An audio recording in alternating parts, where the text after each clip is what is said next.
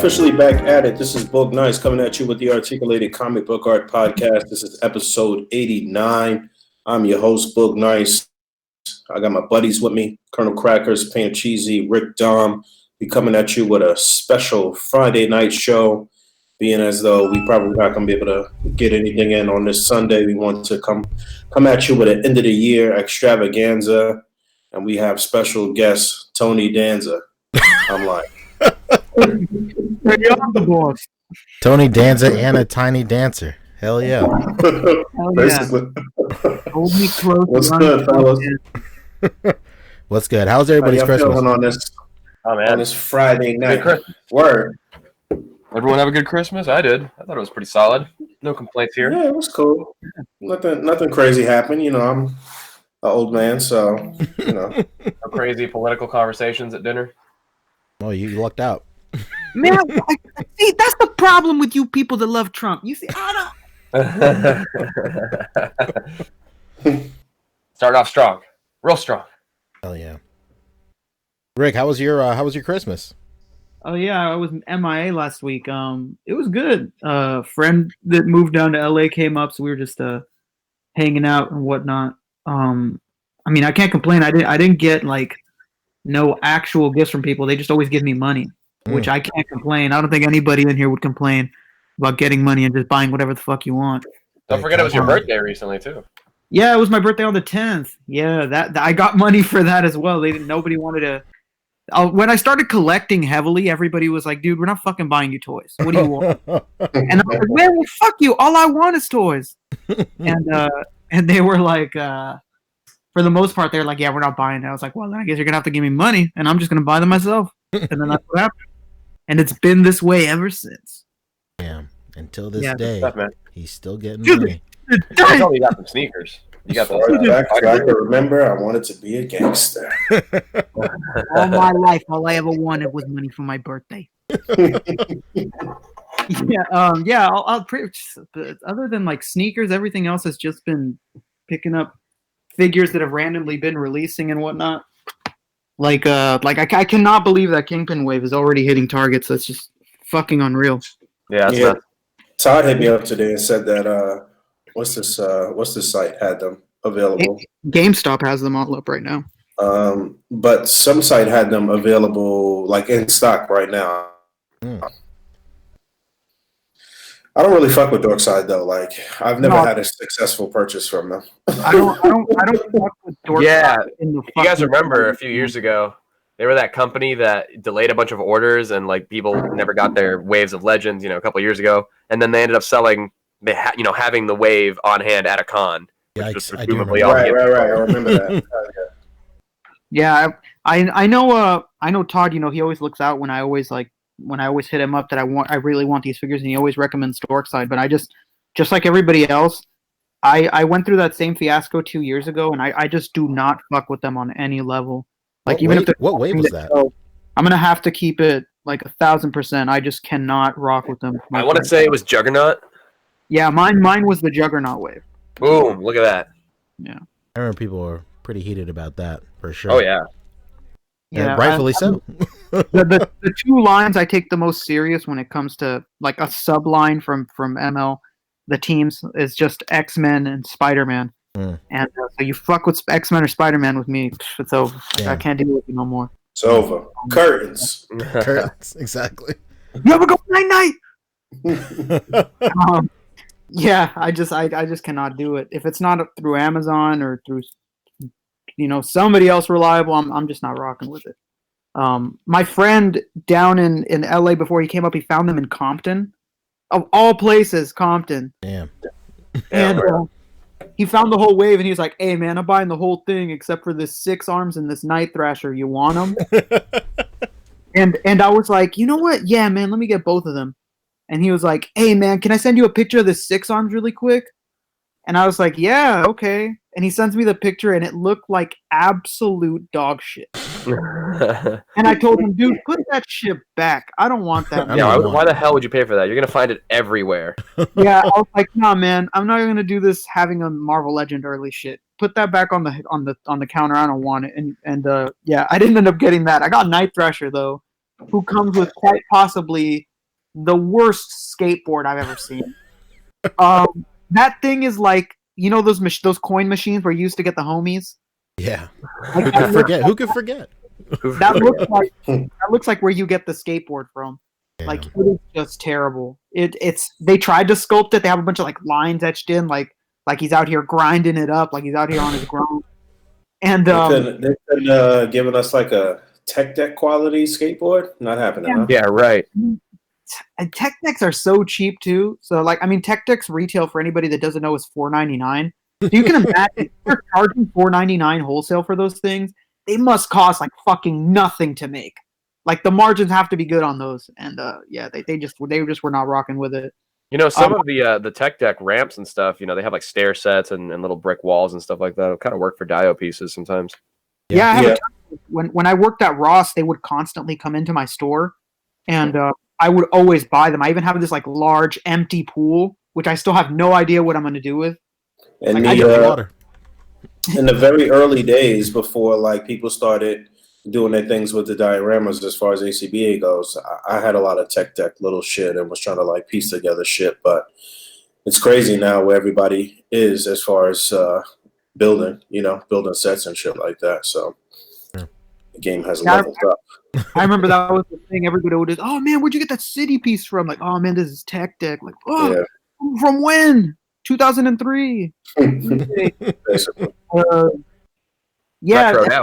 That Night Thrasher, man, I give it a lot of credit. They gave it a backpack where you could put the terrible batons at and the terrible skateboard. So I give it all the credit. And it has a lot of varying paint. It looks like it's just all black, which it is, but it's like different types of black, like matte black, like on the top half of the legs, and then it's like a glossy black on the bottom half of the legs and on the chest. I thought it was a pretty good figure. It's basically just the Taskmaster Udon with a beetle chest, make it look really armored up, and it still has all those holes in the back, like it's the fucking beetle. Like, oh boy! It has I think it's like 5 holes in the back. It's hilarious. That's a dope. Is that where the backpack plugs in too? Yeah, that's where the backpack plugs in too. Okay. Yeah, and then I ended up walking into my Target. I didn't know that Michael Myers was already at stores. Oh yeah. That was incredible to find. I bought 2 of them, and I made one of them bloody as shit. He just looks way too clean. I don't know if anybody has that Michael Myers, but it looks like he is an untouched baby. Besides the face sculpt and the hands, like the suit is completely like just stupid clean. Like a janitor that just started his first shift and doesn't know what he's getting into. Damn. Like it. Well, I'm sure they'll give us a bloody version, just like they did with Pennywise.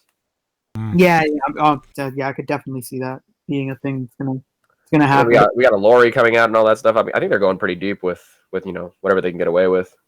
Man, that Lori is gonna get bought yesterday. That Lori is awesome, from what we've seen. I don't think I ended up buying anything else, man. Like I said, for these holidays, I just ended up getting cash, and that's gonna be spent immediately. What'd you get in terms of just regular stuff? In terms of just pickups, I guess is the perfect segue to pickups. Oh yeah. I think I ended up saying all of my pickup stuff. Thrasher, the Michael Myers. Oh, so we were just talking Christmas gifts. I guess so, yeah. Oh, okay. Oh shit! Well, then we can squish Christmas gifts into pickups too. Oh my god! Real quick, I fixed this fucking zipper. Oh Jesus! Nice. Quick update from Fabio's wardrobe. Oh my god! No, not mine. The Nick Fury I'm working on. Oh, okay. Everyone, if you can, I highly recommend you go to your Target and get that Miles 2-pack for $20. Absolute steal. Yeah. I don't want to say how many I bought. Let's just say it's a lot. Wait for it to win some Oscars and then put it back out there. Yeah. Let's just say I'm building my own multiverse. Oh yeah, I ended up picking up a fucking Spider-Man Noir from Jacob Jensen, another cast member who's been MIA for quite some time. He's living his best life. You go up in price. Yeah, he's living his best life. He sold me it at an insane deal, because Jake is just that kind of guy. I had so many Spider-Man Noirs, and I bought them at a time when Amazon was having a deal on toys, and they were, I think, $9 a piece or something like that. And we know. I hooked up so many friends, including David Walton, which I gave my last one to, and I just kept thinking, fuck it, they'll be $9 again. I'll buy another one later. Boy, $40 later. Boy, did I pick a great time to remember that I was wrong. Honestly, if it wasn't for Jake, I never would have another one. I just I hate overpaying like that for Legend. So if it wasn't for Jake, I'd never have another one.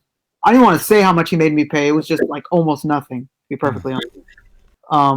That fucking Demogorgon is on stupid sale too at Target. That's also $20. Oh, yikes. So anybody that needs Demogorgons, you might as well start army building those at that price. Yeah, this is the time. I've not seen the other 2-packs on sale like everybody else, like the Killmonger and the Falcon 2-packs. Those are not on sale at my store, but for some reason my Target had like 10 of those Spider-Man packs and they were all $20 a piece. Damn. Yeah, all I have at my store is the Killmonger set on sale. What's it at, like at 27? Yeah, it's something around there. But I mean, I think I got mine immediately because as soon as I saw that, Eric killed like the Eric head, I knew I was gonna put it on a Vegeta body, so I had to get it as soon as possible. You were on your ignorant slut shit. I was. Oh my god. Fabio, what about you? What'd you get? All right. I got some Christmas gifts. That's always a fun thing to get. First of all, I went to those white elephant gift exchanges. Nice. Yeah, I got one of those instant pots. This is so boring because it's. Wait. I love. Explain that to me. This whole white elephant thing. I saw something about that. I didn't quite get it. It's basically everyone draws a random number, and then you bring enough gifts to fulfill the numbers, and then you take turns picking out a gift. If you like it, you keep it. It's just some random place with random people? No, it's at it's at my girlfriend's family's, It's like a family event. Gotcha. Okay. Yeah, so everyone brings gifts, and then you go through them, and then you can either pick a gift from under the tree, or you can steal one that somebody else has already opened, and then gifts can be stolen like 2 times or whatever. That sounds like Secret Santa. Kind of. I think Secret Santa is more like who you're getting the gift for, where this one is just like literally random. Well, in my house, we call it white elephant. Well, I call White it fun. Well, I call it fun. Yankee swap. Yankee swap. What'd you get? What'd you get from White Elephant, Yankee Swap, Secret Santa? What'd you get? I got an Instant Pot, which shit. is not as cool as it sounds. It's literally just like a crock pot that cooks shit really quickly. Yo, man, instant in the right setting, an Instant Pot can be the most beautiful thing in the entire. Oh, I'm making tacos with the right light in the right setting. Yeah, I got a bunch of cool little knickknacks. I got some like Freddy Krueger chopsticks, so it looks like a glove. I got some socks. I got an electric razor. I don't know. Oh, my mom got me a laptop, so that's cool. I've been needing one for a while because can't really take my giant ass desktop on the go. And I'm on the go quite a bit. I'm a man about town. Never in one spot for too long. I mean, Christmas is, kind of like knick-knacky stuff. I did get some cash, which I used to buy some shoes, much like Rick did. Mario. Is that somebody's ringtone? No. That was like you know how the videos just play and shit when he's going through shit. I don't know what just happened. Sorry. Man, hate that automatic value shit. This ain't a fucking MySpace page. There shouldn't be auto-playing music. Exactly. Well, that's it for Christmas gift. For hauls, I picked up. It's been a couple weeks since I've been on too. So I got the Michael Myers 2018. I got the new Predator 2-pack, the Enforcer versus Bad Blood, which is incredible. I got Mezco PX Doctor Strange. That's a really nice one. That's the one with the Marvel Now outfit. Yeah, the red and black. I didn't realize that the outfit was all pleathery. It's all pleather, right? Yeah, I mean most of it. The sleeves for sure. That's why some people say it kind of hinders because it doesn't really, it's not as soft as the regular just spandex would be. Mm-hmm. But it does articulate. It's fine. I mean, he still has the single jointed elbows, so right. You're not gonna get away with too much. Yeah, I got a bunch of other Mezcos coming in because my dude's hooking me up, but I haven't seen him in a minute. So I'm getting the Iron Man like probably tomorrow. Oh, he ran off with your shit. Coming in. Yeah, the guy goes with your shit. Bob, yeah. Hey, man, it's been a few weeks. I haven't heard back from you. Let me know where you're at. Really Sorry. wanted to get one on those Mezcos. Yeah, everyone's busy with the holidays. You know, who wants to drive across town? He's busy Yo, playing with the fucking Iron Man. It's been 4 months just trying to touch base, man. I hope you and the I really family want are the money. good. I know you said that your father had a heart attack, but it's been 6 months. I think that's more than enough time to grieve. May he rest in peace, but I'd really love those figures. Thanks. I don't know, man. That's about it. I haven't really been picking up too much. Actually, I'm lying. I went crazy with an eBay gift card that I got and bought a bunch of stuff from GPS Lot. So I myself went crazy on eBay as well. oh my god! Plus there was a coupon, so I bought a bunch of shit. I bought like a white dress shirt. I bought a black tactical vest, black cargo pants, black long sleeve shirt. I bought all a black, all everything. This is I all know, for dude. figures, right? This isn't for like your personal use. no, this is for figures. I'm making a Nick Fury out of all the stuff that I just mentioned right now. Oh, that sounded incredible. You with like a dress shirt and Cargo pants. cargo pants. War ready. Right. War ready. Jesus. No, but the two coolest things that they have a coat for Wonder Woman that'll work for Mezco, SHF, or Mayfex, where it's like the coat from the movie Wonder Woman that she wears, takes it off like No Man's Land. I'd like to see that. Yeah. I have pictures on my Instagram story right now, so go check me out at Colonel Crackers with K's. And while you're there, go ahead and follow it if you're not That's already. it. So I got pictures of that, and then a red shirt that I got for Old Man Logan, so it's more comic accurate. Nice. And I got a cape for Aquaman, which is fucking weird. Like they even have that, but I was like, whoa, that looks kind of cool. Whoa. So I got a cape for the Justice League Aquaman. But yeah, check it out on my story. It's actually, they're pretty dope pieces for not. I think they were all less than like $15 or $20. Yeah, I seen Diego Carlo going nuts with a bunch of those cloth capes and shit. Oh yeah, dude, they have a lot. Man, I was going crazy this morning though because GPS Lot also has. I don't know if you've seen them floating around, but somebody did a line of, or a run of shrunken down 112 Hot Toys head sculpts of Justice League Superman. So it looks like it's actually like an accurate head sculpt, and it fits perfectly on the Mezco. But I don't know who put it out, who did the run of it originally, but GPS Lot seems to have ended up with a fair amount of them, and they're regularly selling for like over $50 to like $100. And I went crazy this morning because when I went to bed last night, it was there for $35. I woke up this morning, it was already up to like $70, and then that's crazy. at like over $100. So I'm like, damn, like I don't know, I don't even know if I can justify paying the same price as the figure for a head sculpt. Is it painted? It's painted. It's completely fully painted. At least And it's it has painted. hands too that match the skin tone. Oh shit. I can pull it up actually since I have him on my. Let's No, go. wait, I'm not going to because I don't want people to fucking start bidding on it. It's already up to 50 again. We're getting into Hot Toys territory where like most of the time you could buy the Hot Toys head sculpts for like $150. Mm-hmm. The fact that a 6-inch head sculpt are hitting $100 is terrible. Yeah, that's pretty nuts. That's too much, man. They even have a heat vision version. That one's not going for as much, but it could. It could. The possibility's there. It's Yeah. possible. Yeah, GPS Lot has some really good shit, and it's pretty affordable. Seth and I were talking about it earlier. So, Seth Fowler, Black Lantern. Nice. Oh, actually, speaking of him, he got me fucking going crazy, and I'm actually on GPS Lot as we speak, about to buy some more shit because he He's heavy posted into up that stuff, too. Infinity. He posted up his Infinity War Hulk with some pants from GPS Lot I saw that right too. next to that classic. Yeah, that Iron looked Man pretty classic. cool. Oh my god, I'm all kinds of fucked up. I'm getting it. Yeah, that looks pretty cool. I bought it. There's a coupon on eBay right now, 15% off. 15% off everything. Next hour and a half. So I bought an Infinity War Hulk. Damn. Stop doing this to me, toy community. Yeah, if it wasn't my wife's birthday this weekend, I'd be all sorts of broke right now with this coupon. I've been trying to fucking catch that like Miles set from GPS Lot at a good deal, and I just cannot do it, man. What do Yeah, you mean man, the Miles set? The Marvel Legends, right? Yeah, they have a set that fits on the. It could fit on Marvel Legends or Mezco, I think. Yeah, It's like the vest and stuff, right?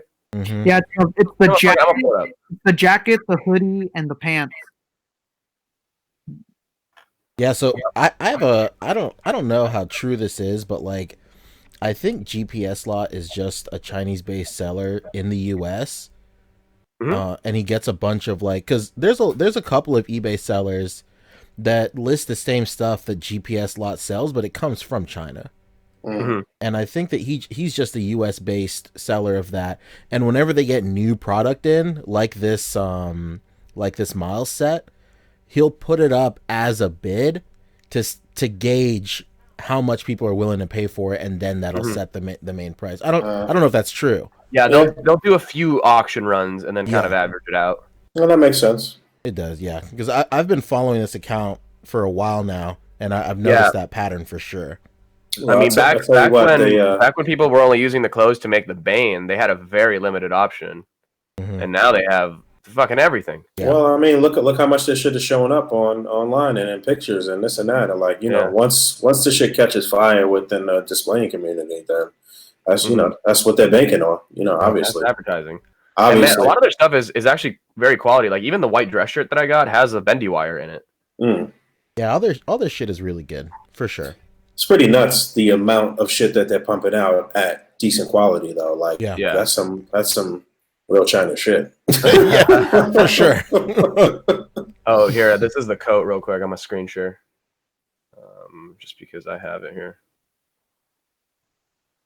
This is the wired coat for Wonder Woman. That looks pretty good. Okay, I see. Yeah, You bought this item. I did.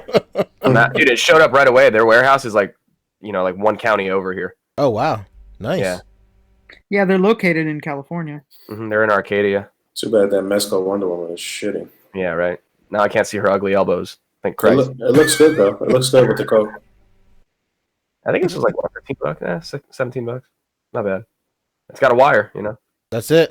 It's not bad at all. Anything that's under $20 is actually not bad at all. I would agree with that. Yeah, man. They got a robe for Mike Tyson. Like, dude, everything. Need that. Anyway, before we turn this into a fucking infomercial, I'm done. Yeah. Bug, what'd you get? You get anything between last week and this week? Nah, I didn't get shit. So moving on. Damn, it's all me. So unlike all of you, I'm still a child and I still get toys for Christmas. So Hey, man, they just won't give it. that's true. Just real quick, Neil Salmon had a comment that they're doing some dope pants for the SH Figuarts Hulk. The pants that you're talking about are actually from the Lizard set. Okay. Pants from the Lizard set for that. Okay. And I guess the set is pretty good if you just get the whole thing and use the 3 pieces for different things. You can get a lab coat for a Beast. You can get the pants for Hulk and a shirt for, I don't know, somebody. A ripped shirt. Seth Fowler already put it on his Hulk, and it looks insane. Yeah, I'm gonna pull up his pictures real quick because he deserves a free promotion. Just looking at Seth's picture, I don't think if Mezco hired an entire team to do better than Seth, they could. No, man, Sure. especially how disappointing the Ragnarok Hulk seems to be. I don't think they could do a better Hulk than the one that the Infinity Hulk one. That one's amazing.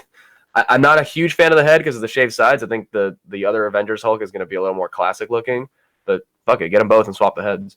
I'll take that high top fade, man. Yeah. Did I see people putting the Avengers Hulk head on SHF Gladiator Hulk? Have I seen that? I feel like I saw that. Perhaps. So you can have an unmasked version, basically. That makes sense. Can you not take the helmet off the Ragnarok? Hell no. That was probably the only thing that was really wrong with that with that figure is that you didn't have that option. Yeah, I'm pulling up Seth's picture real quick. I mean, if this doesn't make you want to, spend money right away to own this, then you're in the wrong hobby. Damn. Yeah, and technically Hulk could be a little bit bigger. It works with the Mezcos there, but that's the SHF Hulk, which is still working really well with other lines there. Yeah, it's pretty cool. Man.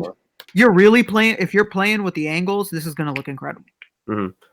No, maybe you might get into trouble if you have Hulk in kind of a squat pose, but I think it looks fine. Get him hard styling. Yeah.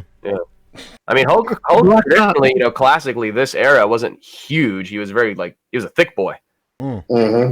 That's true. Thick boys only.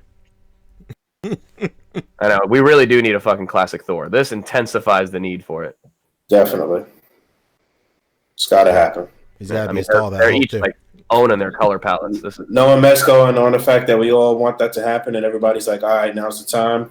Not happening. 2021. Damn. It's crazy that they're only just now putting out the Ragnarok Hulk, and that movie's like over a year old. Anyway, now I'm done. Okay. What'd you get, Punch? I got like so going completely against what Boog and I spoke about last week. I got fucking toys. So my wife got me. So like every year we've been together for like 9 years at this point. She's always got me just like regular shit. She's never gotten me toys. So this year she got me toys, which was pretty interesting. She basically got me a bunch of stuff off my Amazon wish list, which was pretty tight. And knowing that she would go through my Amazon wish list, I didn't put a bunch of like crazy shit like SH Figuarts or Mezco or anything like that. I just put stuff to like fill out my collection. So I put a bunch of like I put some Marvel Legends on there that were like half off and stuff. So I got a Marvel Legends Tombstone. I got a Cosmic Spider-Man.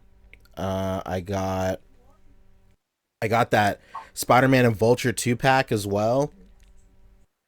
And I think that's really it. And then out of nowhere, I got that Disney Toy Box Spider-Mobile. Oh yeah. Yeah. Well, she had the foresight to get me that, and I was ecstatic.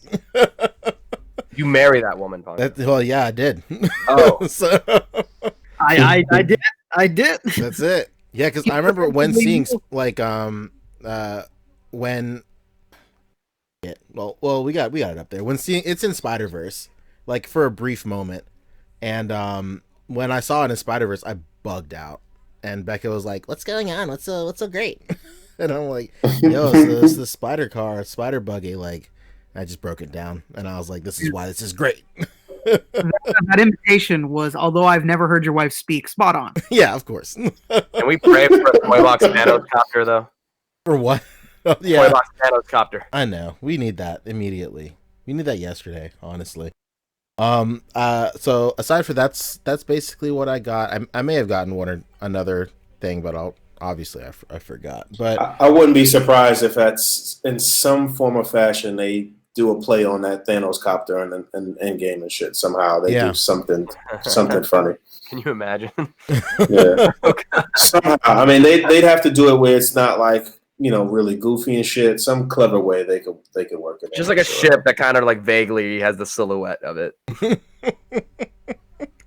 They need to have it like they need to just have like a helicopter on that planet he's at, just all broken up. You're like you can kind of like see the silhouette that that's a helicopter, but like for real ones, we'll know. Besides that, I did get that Mega Man figure that I ordered last weekend, that D-Arts San Diego Comic-Con Mega Man figure, the metallic one. It's insane. It's all I ever wanted. Very excited with it. I'm done with the line. Much like Thanos, I can rest now. I have time to enjoy. I did hang up your armor. I know. So with Spider-Man PS4 putting out that Raimi suit, it like got me back in like a huge Raimi mood, and I rewatched like all the Raimi films, and then I scoured for a 1/12 scale Tobey Maguire head, and I found one, and I bought that. It's not here yet, but it should be here super soon. I'm pretty stoked on that. It's made to fit on like Mezcos and Legends and stuff like that. And then I decided, well, shit, since I'm here, I might as well just. I was like, I'll see what what Toy Biz had to offer with like Spider-Man 1 toys, because like I remember at that point I wasn't into buying action figures anymore. I think in 2001 I was like 12 years old, so I was around that age where I was like too old to ask my parents to buy me toys. but I would still like look at them while I was in the store. And I like vaguely remember what these toys looked like. So I was like, all right, well, let me check out what these look like. So I ended up buying the entire fucking wave, of course. So I bought first I bought that Norman Osborn on that glider, which I'm pretty stoked about. And then from that I bought a like the Norman Osborn and the chair with the goblin mask. And I think this stemmed also because that Aquaman, when there's an Aquaman movie figure with Norman Osborn's face, and I was looking at that because I wanted a Norman Osborn head sculpt, because I wanted to make like a civilian Norman Osborn or whatever. You know, I'm something of a kit basher myself. You could better broom her fast. Exactly. And I'm gonna finish this off nice and slow. And so like I bought like all the Norman Osborns from that wave. Like there's like a battle damaged Norman Osborn that comes with like the spear, so of course I had to get that. And then I got a battle damaged like Spider-Man also with the Tobey Maguire like ripped mask and all that stuff. And like, you know, these figures, they're nothing to like write home about, but I think like the nostalgia and like me being out of the hobby at that point, it's justifiable for me to want to go ahead and get these back. And I got almost all of these like on card too, just because all the loose options were just, you know, they got fucking boogers on them and stuff, and I don't want to really mess with that kind of stuff. So I didn't really. I ended up getting most of them on card. I got a J. Jonah Jameson too with the God, what's the actor that plays him in all of Raimi's movies? Shit. Anyway. It's what's his name? Bruce Campbell? No. Bruce. He's in all of Raimi's movies. You idiot. It's the guy the same guy who's in Whiplash and stuff like that. I always forget his name. Yeah, of course, now his name is blanking on me. Oh well. But I got him too, and you know, I'm pretty stoked to get these. Like I said, I never had them when I was a kid, so I'm pretty stoked to get them. I'm honestly, I don't know if you got him or not. I'm kind of shocked right now that you didn't mention that you bought the Spider-Man with the pizza delivery bike. I want to. Have you seen how much? Have you seen how much that goes for? Dude, That's just going for crazy. It is insane amounts of money. Really? It's unbelievable. Easily over a bill, 2 bills every single time. Are you fucking serious? I used to see that thing for like 2 years straight. Like I used to always want to buy one, but I was like $60. Well, that's how it is with all of that old Toy Biz shit. I assume it's Toy Biz, right? Yeah, it's Toy Biz. Yeah, of course. I mean, that line had a lot of really good stuff. Like I think I have 2 or 3 of the lamppost, you know, the swinging Spider-Man that comes with the lamppost. I do have that. I bought that at a local toy show a while ago, just for the accessories alone. Well, of course. Yeah. And then there's also the Peter Parker that has the bookshelf. Oh, that's it. Yeah. Yeah, that's a good Oh one. yeah, with the sweet lamp. Yeah, the lamp and a Sweet chess lamp. set and like a bunch of shit. Yeah. Also, that Norman Osborn with the desk and shit is one of those other highly sought after pieces. Chair. Yeah, The chair. My bad. The Jonah Jameson comes with a desk too. Yeah. J.K. Yeah, Simmons. legendary. J.K. Simmons. God, we're fools. I kept thinking J. J.K. Jonah wrong. Simmons. Why am I thinking J.K. wrong? Both great writers. Both incredible writers. J.K. wrong. But yeah, that's basically it. Oh, my Ami order came through, so I got like my Hermione coming through, as well as those 4-inch rolls, roll from Mega Man, roll casket for Mega Man Legends, fucking nickel and dime me. Are you guys keeping up with that? Did any of you buy those or no? I was taking my time with it. What just happened? Yeah, so this roll casket, it's coming with, it's 2 separate rolls, 2 separate figures, both $80 each, and they're the exact same figure. It's that one figure comes with the hat and one figure comes with a fucking monkey. And Oh, now I remember when it went up. You told me like, dude, do you see in this shit? And I was Yeah. like, oh my god. yeah, they got me because I need the hat. I need the fucking monkey. Call me MJ. Christ. Damn. Do you remember? So I got that coming. But that's it for me for pickups, and I guess that wraps up pickups as well. Everybody in chat, if you want to throw down pickups too. Yeah, what did everybody get for Christmas? What are people getting for Christmas these days? What's funny is that, to mention this white elephant gift exchange, there's always like a trend every year of like a gift that multiple people get and like put into the pot. Last year, it was like 3 people put in those Amazon Alexas, and there was like 2 Google Homes. Oh, wow. This year, there was like 4 DNA, like Ancestry and Me, 23andMe tests. And I got one. Oh, my God. The results are going to shock you. Right. Wait, was this at a family event? Yeah. All the results would be the fucking same. No, Not for me. I'm an in-law. Oh, they're my in-laws. You're wrong. Did you know that you could be 100% full siblings and it's completely different? Is it Really? true? Yeah, me and my brother are 100% full siblings, and we got drastically different results. My brother is like almost 20% African. That's crazy. My girlfriend was thinking about doing it, but she's like, "Oh, my brother did it, so I'll probably be the same, right?" Oh no, it's completely different, and I only got like 9% African. How does that make sense, though? Yeah, I don't know. I guess you pulled different amounts of traits from different parents. I mean, that would have to be what I imagine. I don't have any other full-blooded siblings. All my other siblings took tests, and they were all, obviously, since we have different fathers, drastically different. Mm-hmm. Interesting. Okay. Yeah. And I got like a very high amount of Asian, and nobody else, including my parents, have as high Asian as I have. That's because you watch a lot of anime, Rick. So no, it's not. It's not even that kind of Asian. I wish it was that cool. Immersion. Nature versus nurture. I got Alaskan, and I'm like, oh shit, I'm like 22% Alaskan. Water tribe looking ass over here. Water tribe. Yeah. It wasn't even like I could be like, yeah, man, I'm 20% Chinese, or I'm fucking 20% Thai. I'm from old Alaska. Yeah, man, the original man was like us. Exactly. They keep putting us down. Am I right, brother? Well, that's interesting. All right, cool. Good to know. Remy X-Man says that Ancestry reports that I am 100% NECA.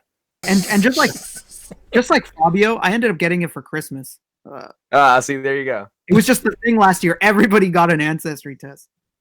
I would imagine Echoes and Google Homes would be huge this year too because they were so cheap. Dude, they were giving them away at my Target practically. Dude, they have a huge ass bin. I mean, they were so popular last year. I fucked up and I didn't even pick up the white elephant gift, so I had to do it like the day before. So I bought it from Amazon and it was delivered to my house in like 4 hours. Did you buy it with your Alexa? No, I bought the Alexa to then order the next Alexa from. Damn. Man, you keep turning my Alexa like thinking that I'm saying something. Like, yeah, she's lighting up right now. Thinking, Yeah. All right, well, nobody say, "Hey, Google." God. I got one of those. Oh, good shit. All right, cool. All right, well, let's move to topics, yeah? Yeah, so the first topic is that SH Figuarts Snape. And I'll screen share real quick because I got him on deck. And It's an instant cop for everybody, I assume, right? I mean, not me. Dude, but... of course. So here we go. Let's see. You guys can see? let's see. And you see. Yeah. Oh, that looks cool. Oh, man. That's one of their photos? Yeah. Oh, damn. Yeah, they went all out for that shit, huh? They really did. You could tell someone there fucking loves Harry Potter. Oh, yeah, dude. Yeah, no doubt. This looks so good. Again, like I always say, it's no coincidence that these companies are taking much pride in their toy photography these days, and even featuring a lot of people's shits at the cons and everything like that. So if you hashtag these guys, oftentimes, especially with Star Wars Black Series, a lot of the Bandai shit, they'll feature your shit at some of these events. So. Yeah, Dragon Ball SH Figuarts, with the last couple of previews they showed off, they just let toy photographers take the figures, put them in the field, throw dirt on them. If you're pretty much, if you're keeping up with like their Instagram or their social medias, like they'll just like randomly drop a whole set of like just their figures out in the wild, and everybody's like, "What, were these out?" I'm like, fuck, of course not. But they just let somebody, just have at them, which is nuts. I remember like a couple of years ago when Toys in the Box or Toys Out of the Box, that Mexican reviewer, When he got like those, when he gets all those reviews out super early, I was like, yo, how the hell is he doing this? And now they're just letting dudes, just pick them up, throw dirt on them, take a couple of pictures, put it on their Instagram. So it's pretty much. It's pretty cool. So there's this Snape right here. There's a close up of the face printing. That's fucking Alan Rickman right there, man. It is. Damn. Well, if this is anywhere near as good as the kids, then this should come out really nice, man. I can't believe how good this looks. Like every single release from this line just keeps on looking better and better. Honestly, as stupid as it sounds to point this out, like can we just talk about how incredible the bottom of his pants are? Like exactly like the fucking movie. Yeah, right. It's insane. Yeah, his pants are always like weirdly like bell-bottomed at the bottom. Yeah. This one might be the weakest face, but I think it's honestly this angle that makes it look a little weird. Because I know exactly the face they're going for with this one, like whenever he has that low talking thing. And like where he makes sure to stretch out the word. Alan Rickman. It's condensation. Here he is posted up with the kids. Dude. Yeah, that looks great, man. This is incredible, man. Man, Hermione looks that's a good scale. Spooked. What'd you say, Rick? Hermione looks fucking spooked. She does. So if they were to do other versions of Snape from other movies, what would the differences be? I would honestly say, I mean, you could probably get away with this Snape for every single movie. Mm-hmm. I feel like there's one where he has maybe like a long, like drapey cloak. Those are like his formal robes, I would imagine. Which I would so like when he first shows up in the first movie, like the first scene he's in like his long robes where he's like closing all the shutters and stuff, and he's saying, turn to page 394 or whatever. Mm-hmm. But he has that on, and I wouldn't put it past them to release just another version of this figure where he has those long robes on too.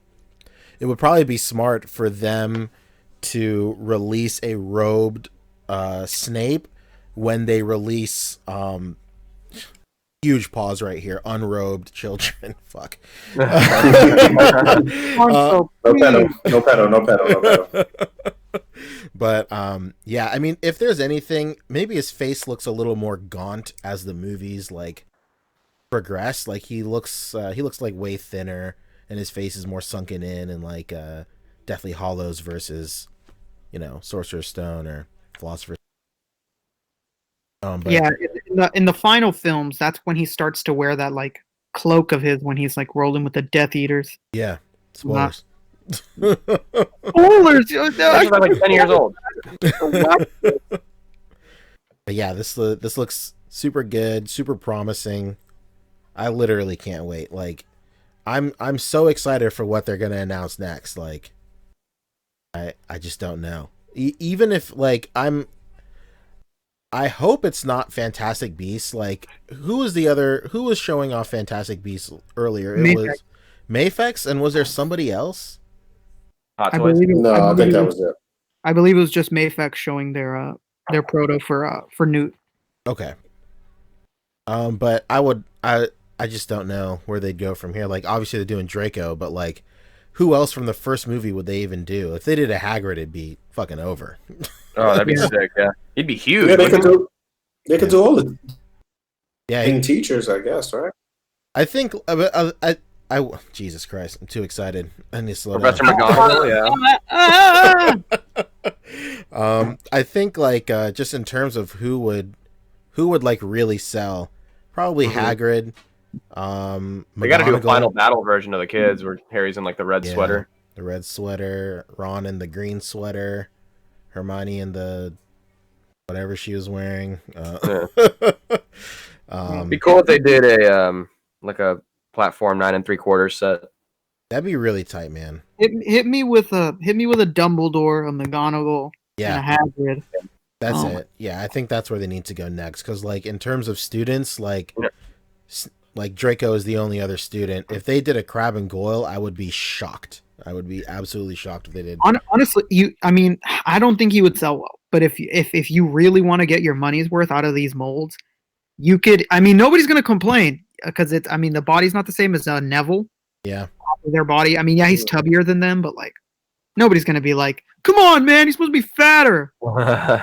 Yeah, for sure. I mean, all they would really have to do is maybe switch out this lower torso for like a tubbier one, and it would totally work. What were we gonna say, Fabio? Loco Lou reminded us that the other company doing a line of Harry Potter is Soap Studios. They're doing Fantastic Beasts. Yeah. Oh yeah, man, screw that company. I didn't see that. Really? So it's going to be clothing? I think so. Yeah. It's got to be. Oh, that's interesting. I'd like to see that. Why don't y'all pull that shit up? Yeah, I'm gonna pull it up right now. Let's hope they don't suck like their other figures have. Well, Well, you said that. getting better steadily. Look, you said that Reverse Flash was pretty okay, right? Yeah, Reverse Flash came out pretty nice. Nice. Regardless of my views on it, thank you for letting us know. Yeah, I'm pretty stoked on this Snape. Literally can't wait for this thing to drop. It's what? Do you remember when it is? It's like January. Not January. It's like between the first and second quarter of next year. What, Snape? Yeah, Snape. I don't know why I thought it was February, but it has to be. That has to be wrong. It has to be later than that. Well, no, Probably that might be it actually, because Draco is coming out after him, and Draco is pretty early next year too. Oh yeah, There's, maybe it is February then. All right, you got it, Fabio. Yeah. Yeah, First Look Soap Studios. Yeah.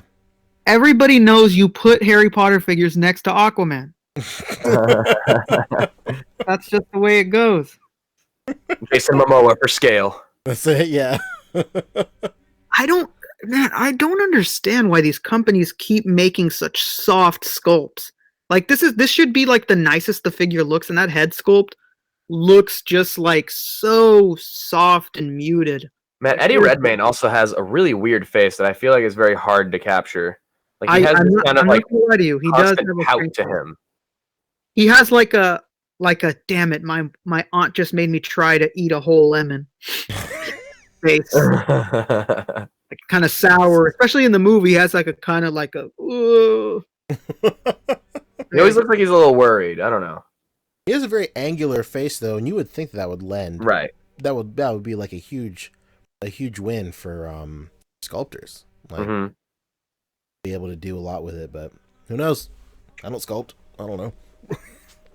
Yeah, get out of here, Poncho. No comments from the peanut gallery. Exactly. My opinion doesn't matter. You don't fucking sculpt. I sure don't. Okay, so next up, let's touch on Monster Arts. The reason we put this on the docket is because they released official images of King Ghidorah.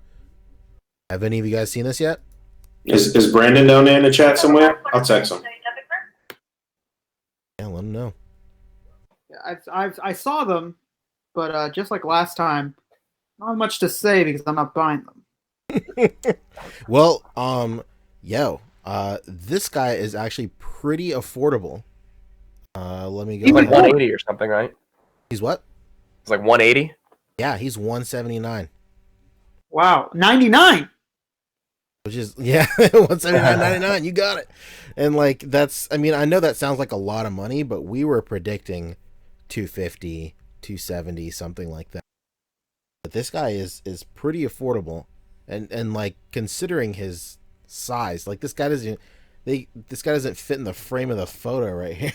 So like, I'm pretty stoked. I literally can't wait for this. I might not buy. Fair, I mean that's an exaggeration because it looks like the frame is kind of cut off too. Yeah, that's like go back. Yeah, you're right. You're right. Yeah.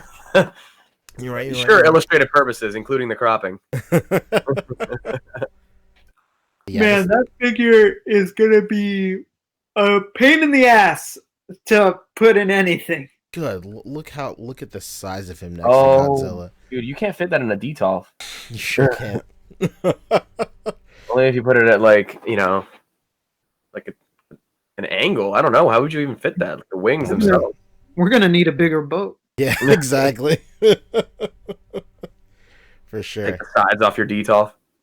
Yeah, I just think like Man, as soon as I see that movie, I'm gonna want every single one of these, and I don't know if Oh yeah, I'll be able to financially handle that. Yeah, that's gonna be expensive, bro.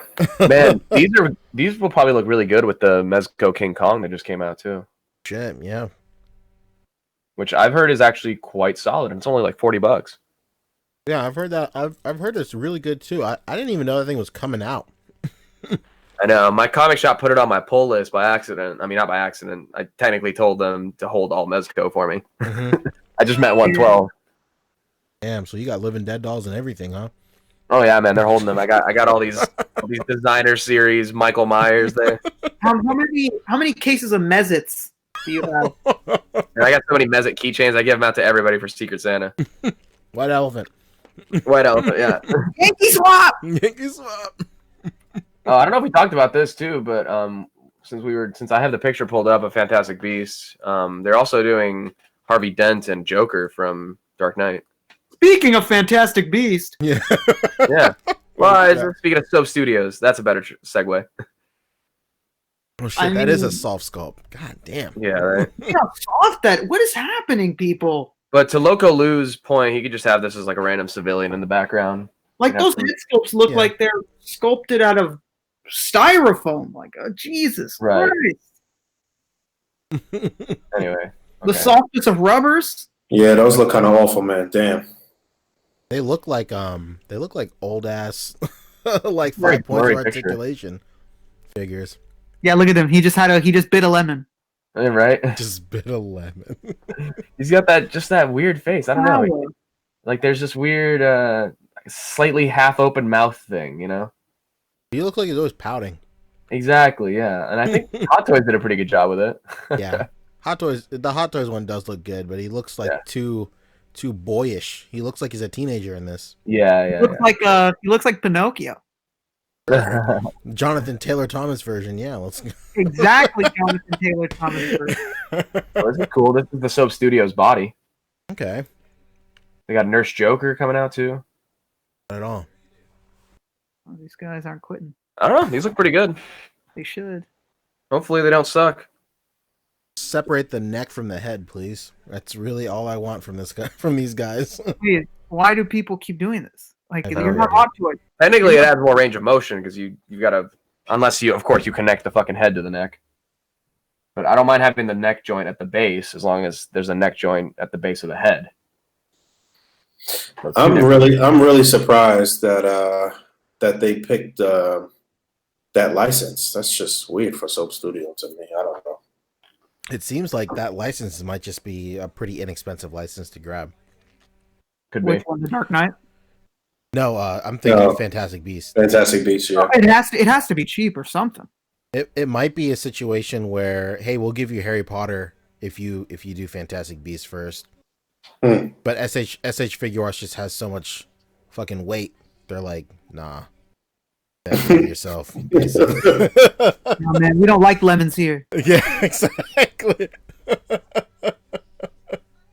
Because I mean, let's not. Even if the sculpts were soft, obviously getting Harry Potter figures would just be awesome with cloth and stuff.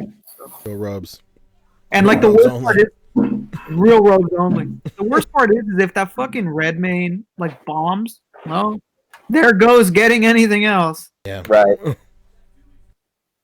Rough. That's real rough. I mean, I like the design of him. You could use him as like some fucking hipster going to work. Yeah, sure. Hipsters don't go to work, Fabio. The fuck? If they do, they're fucking code bros. That's true. Yeah. And then and that's like some real IBM shit. So even on Fridays, they stay their ass home. They don't even come into the office. I'm working from home. Basically, yeah. Shit, I should. I basically work from home. So I mean, they say they go to work, but they're really just typing up their screenplay at a coffee shop. Yeah, basically. Bro, my boy's dad works at DreamWorks. It's gonna happen. My friend's dad works at Universal. Oh man, like the movie studio, like the theme park, bro. Dude, he says sometimes Spielberg hops through. I'm gonna reach out. Reach out, yeah. I'm gonna tap him. Jim Belushi was on my tram ride. I made him laugh. It's gonna happen. If I can make Jim Belushi laugh, I can do anything. Going down. All right, so next That's up Jim is, Belushi, though, not John. There's a big difference. next up, let's talk about this Mattel thing. Mattel loses the license to DC. Like a child getting their toy taken away from them for mistreating it. Shit, You can't crazy. play nice and you're not gonna play with it at all. That's crazy. End of an era, huh? So what are the like? Is it the entire license? Because I've heard a couple of different things. Well, the actual press release, not just people skimming the article. What the press release says is that Mattel only gets to keep preschool figures made of DC characters, and that's it. That's it. They don't keep anything else. So everything's gone. All the DC, fucking DC UC or whatever they're calling it now. All of that shit's Multiverse. It is all going to Spin Master. Jesus. What the fuck is Spin Master making right now?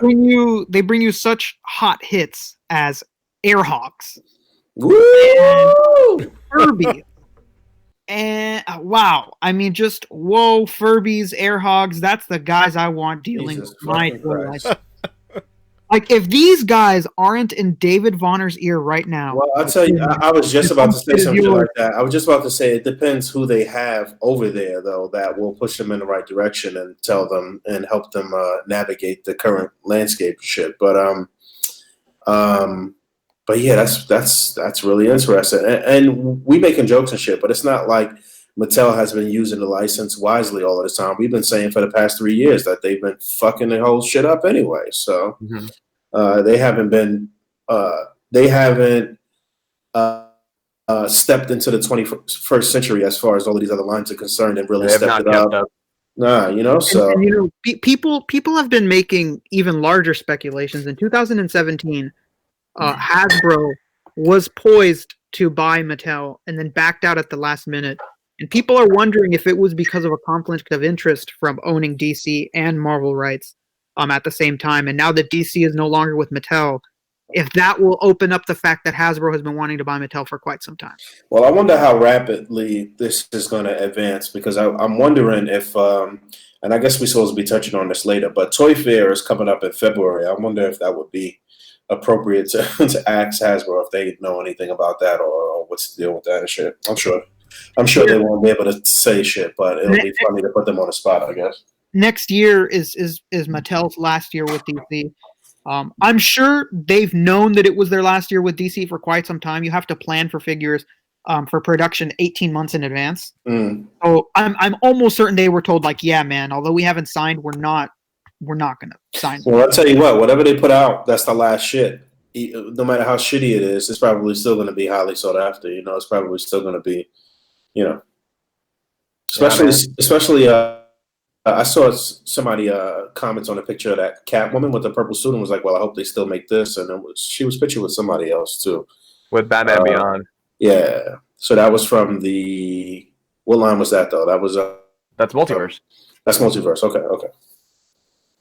Yeah, and I know other people started to get worried because when you look up, when you dig deeper into like toy licenses and stuff like that, it's shown that in 2020 Hasbro it doesn't lose it, but the contract is up with Star Wars and with Marvel. I'd be highly shocked if they don't resign. Yeah, I don't see that happening.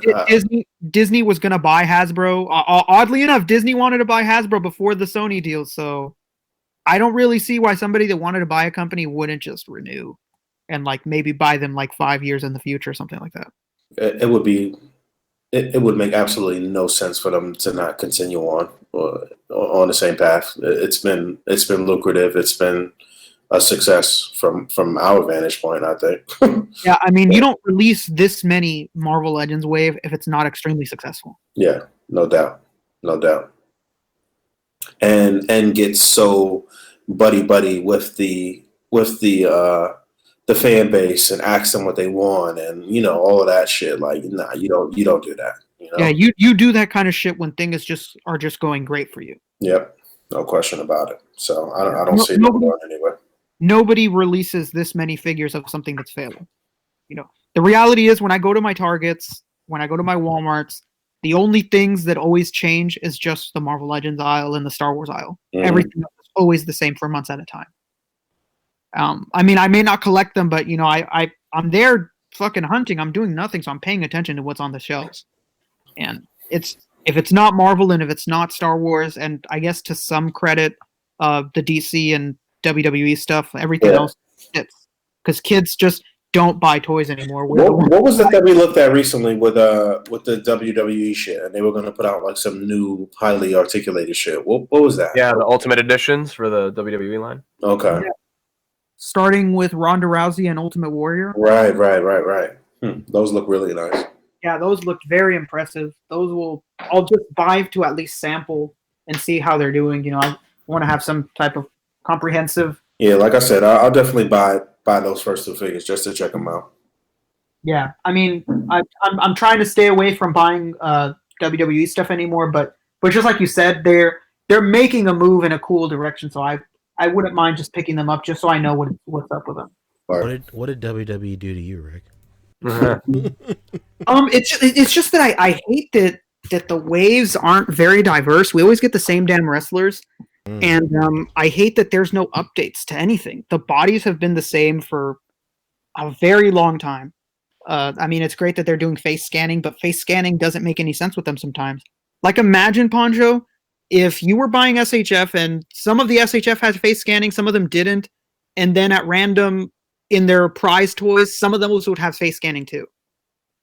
Like, that's what Mattel does. Like, their basic line, some of them have incredible head sculpts that their elites don't get, and then sometimes it's the other way around. Sometimes the elites have incredible head sculpts, and then the basic figures have, like, nothing.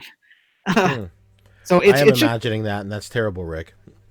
See, you're getting into my mindset, man. You're looking at my perspective, and I don't know. I had enough of it. How many? Yeah, I mean, to be fair, there's certain things there that are also kind of behind the times. Like, they're just now starting to incorporate, interchangeable hands, and more so now with like the ultimates and everything.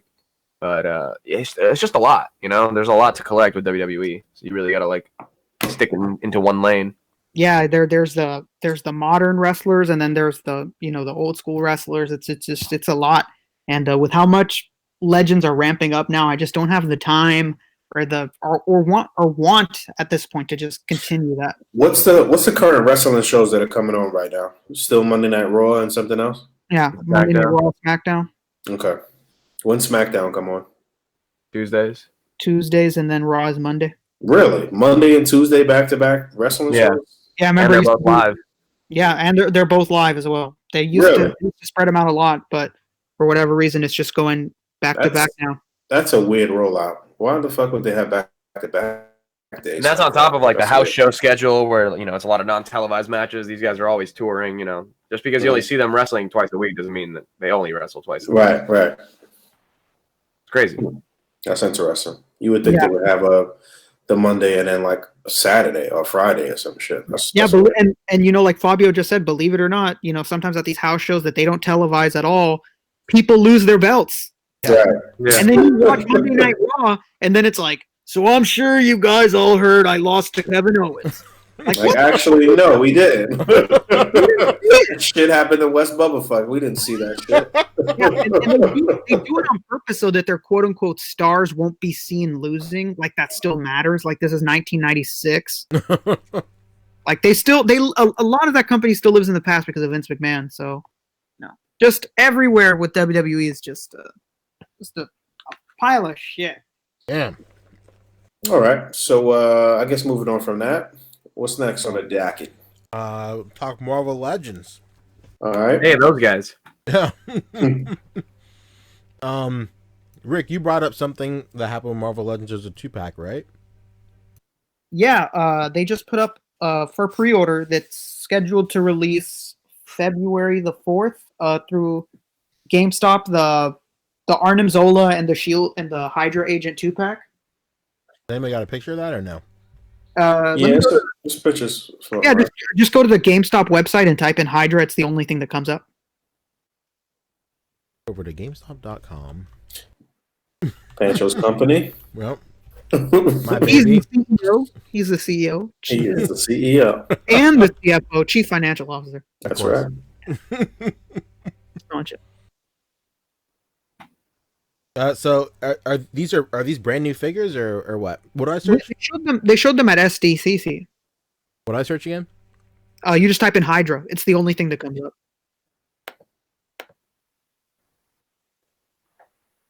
This Boom. There she reserve is. now. Pick it up at your store. Everybody, please remember to go to your Oh, local that GameStop. Hydra 2-pack, okay. Yeah, please remember to Free go. shipping? Is it free shipping? Probably not. You can pick it up. You can do reserve now and And then pick up at the store? Yeah, Okay. which is pretty tight. But make sure that you're pretty tight with your local GameStop because they will just put it out on the fucking floor and sell it. Damn, so there is no, you can't click on this picture or anything. Yeah, I'm actually like, I don't know. I feel like I'm the farthest behind in Legends that I've been in a long time and shit. Actually, like this mad shit that I still need to catch up on. I don't have any of the vintage wave. The M'Baku and Kingpin wave is about to drop right now. I don't have any line on any of that shit. I haven't even completed my freaking Thanos Build-A-Figure, the first one, not even the one from the fucking 3-pack. And just missing a few other little odds and ends here and there and shit. So I feel depressed. Damn. It's also available. You can pre-order on BBTS too. I'm not good enough. They want $10 more though, huh? Well, only $3. That's right. Money, $4 at a time. No doubt. Yes. Hand over fist, baby. Man, fuck that. $40 and $4 shipping? Nah. $44 free shipping? Hell yeah. Yeah, exactly. For sure. I got a fucking big pile of loot that I need to ship from Big Bad Toys. So everything is on that shit. I know a lot of people are pissed actually at BBTS because they're taking forever to ship that Neca Michael Myers. Wait, is it in stock with them though, or not yet? I don't think so. And retailers already have it on shelves. Well, they just got some shit this week. The Iron Man and the Gladiator Hulk just came in with them this week. So I would assume that right before the new year, one or two more things are going to probably be in stock with them. That's how shit normally happens. Let me see what's on my power load. Yeah, I got Hulk, I got Iron Man, I got fucking Infinity War Bucky, I got Infinity War Rocket, I got my Mythic Legion Goblins, I've got freaking Goat Tanks, I got Mark 7 SHF, and I've got this Kamen Rider dude who is in regular clothing that was really expensive, and I don't know why he was so fucking expensive. But I just wanted to buy. It's Kamen Rider Karuto Dan Joy and Anger exclusive stand. That shit was $129 for a fucking regular 6-inch scale dude in a suit and shirt. I think all of the any SH figure arts that depicts a real actor now is just going to be mad money here in the United States. Like those two comedians you got, I think that was the start of it. Those guys, those are $99, right? Each. Mm-hmm. So, well, yeah, I guess I didn't end up paying that much each because I was able to snag them directly from Japan, but they were still pricey though. They were still about $70 each or $65 each or some shit. I don't know.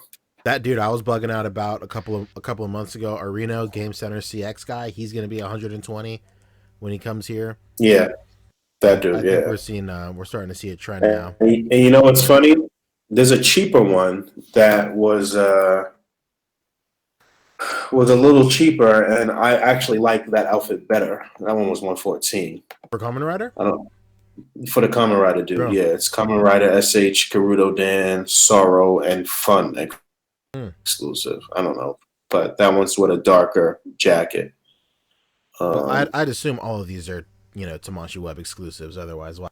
It's in stock now too. Actually, this one was out of stock when the other one jumped into my cart, into my pile of loot. But they're out of stock. Damn it! I feel tempted to get this shit too. Some fucking bullshit. Damn. Which Kamen Rider is this guy though? When he's actually suited up, that's what I'd like to know. What's his name again? I'll have to look. Kuroto Dan, Kuroto Dan, Sorrow and Fun exclusive. I don't know. Fun exclusive. Sorrow and Fun. All the Karate Bugman in the chat, go ahead and sound off. Yeah, come on. Help us out here. Where y'all at? Where is? Trying to look at it. He's got the European pants with the shoes and the jacket. Oh, he's from Gen, Kamen Rider Gen, Genm. Pretty new, I think, isn't it? I don't watch. It's from the one where it's all video game stuff. If you've seen that, they all have like spiky hair and stuff. I know you didn't just say if I seen it. I mean, people have been posting pictures and shit. It's like the most like, I mean, Kamen Riders instinctively look like fucking wacky. You know, they're Karate Bugmen, of course, but this is like the one that's like the most out there so far. Like they have like the pink spiky hair and stuff. Okay. Yeah. So. Yeah, I admire some of that shit from afar. I like the action pictures and shit that some people do, and getting them on the bikes and all of that shit. It's intriguing to look at, and it's nice to see and shit. You know, it's one of those things you just live vicariously through somebody else with that art style with the Kamen Riders and shit. So you got this guy, huh? This guy right here. Yes, exactly. Boom. Yeah, so you see the two different outfits there. Yeah. Okay. What are you gonna do? Build a boy band or something? I don't know. I figured it'd be a nice alternative for Tony Stark. Yeah, just with like a t-shirt or the sports jacket and stuff. Yeah, I can see that for sure. Man, look at his likeness, spot on. God damn, I love this show. The Mark IV Iron Man head with the shades on him, and I think that would look pretty cool. Pretty cash. Yeah, no. You know what I'm saying? Yeah. Get some funny shots. You know, this anytime a Japanese actor has a figure, it's immediately they're in figure meme culture. Yeah, basically, automatically a joke figure. It's happening. Yeah, 100%. Okay, moving on.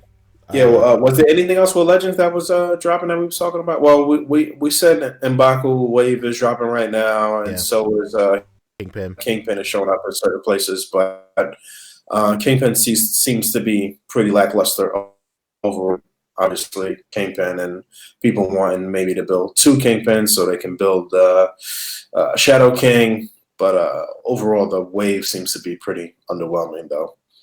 Looks like the M'Baku wave is probably a little more exciting overall. Yeah, for sure. But yeah, that's it for Legends right now until 2019. These are the last two things we're gonna get. Even though I'm pretty sure that Kingpin was slated for 2019, probably, but couldn't wait. But I know for certain that the M'Baku wave was supposed to be a 2018 release. It's supposed to be this month, so I would assume that. Well, we only got a few more days left in this month. I wouldn't be surprised if tomorrow, on Saturday, a bunch of like Targets and different places get that wave in. I wouldn't be surprised.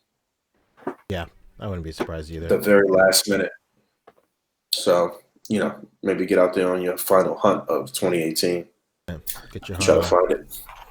Sarung Games says in chat that GameStop is taking pre-orders on SH Figuarts, Broly, and Gogeta. And funny you bring that up. GameStop. So like, I know for a while a lot of people didn't think of GameStop to get like all these Legends and stuff, but it's starting to be a pretty good place to no doubt stuff. And if you're shipping to your house. Yeah, for sure. No, even if you're going in the city, like when I pass GameStops, they always have Legends, man. No, we you got a nice GameStop.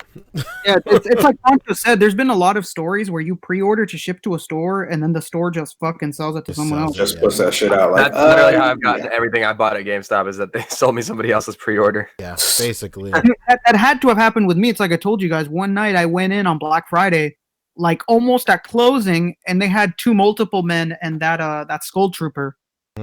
sitting there, and I was just like, well, there's no way this fucking sat here all day.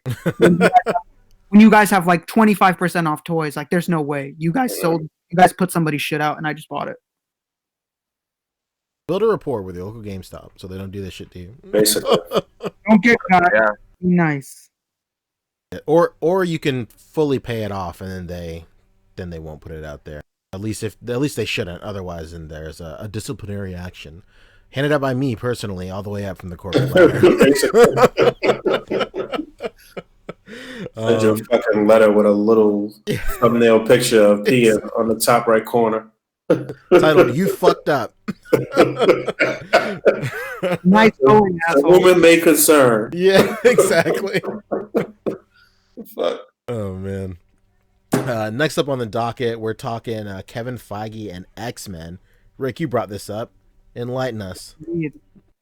Well, he came out the other day saying, somebody was asking him in an interview, like, what's going to be going on with X-Men? When are we going to start seeing them, brought into the fold? And he literally said within the first 6 months, we're going to start seeing signs of them in that universe. So Really? Within the first 6 months of 2019? yeah. Oh, wow. Because the deal goes through at the end of January. So it's gonna be wild, man. It's gonna be nuts. Wow. I wonder if we'll see some little like Easter eggs in Endgame or in Captain Marvel for that matter. I don't see how they would really do that in Captain Marvel, but who knows? They could do some post-production shit, maybe. I'd imagine the best way to do it is to use characters that can be used for both franchises, like ones that can be used in Avengers. Like I remember they said before they could use Rogue, but they just never did. I assume that Endgame is gonna borrow some shit from the Infinity storyline in the comic books, which had a pretty good amount of like crossover people involved in it, like not just Avengers, not just like core Avengers people and shit, like it branched out a little bit. So I don't know, maybe we'll see some mutant or something. Xander brings up a good point in the chat. Just introduce the term mutants in Word. because I remember some shit like that will get everybody excited. Word. Yeah, because when they introduced Scarlet Witch and Silver Guy. Shit, I'm the worst. Quicksilver. Quicksilver, yeah. Quicksilver, yeah. They referred to them as miracles, and I remember everybody in my theater was like, "The fuck?" Pretty much. So like if they did if they just said the word mutants, that'd be incredible. But if they did a play on that, like, oh, these guys are miracles, and it's like, don't you mean? Word.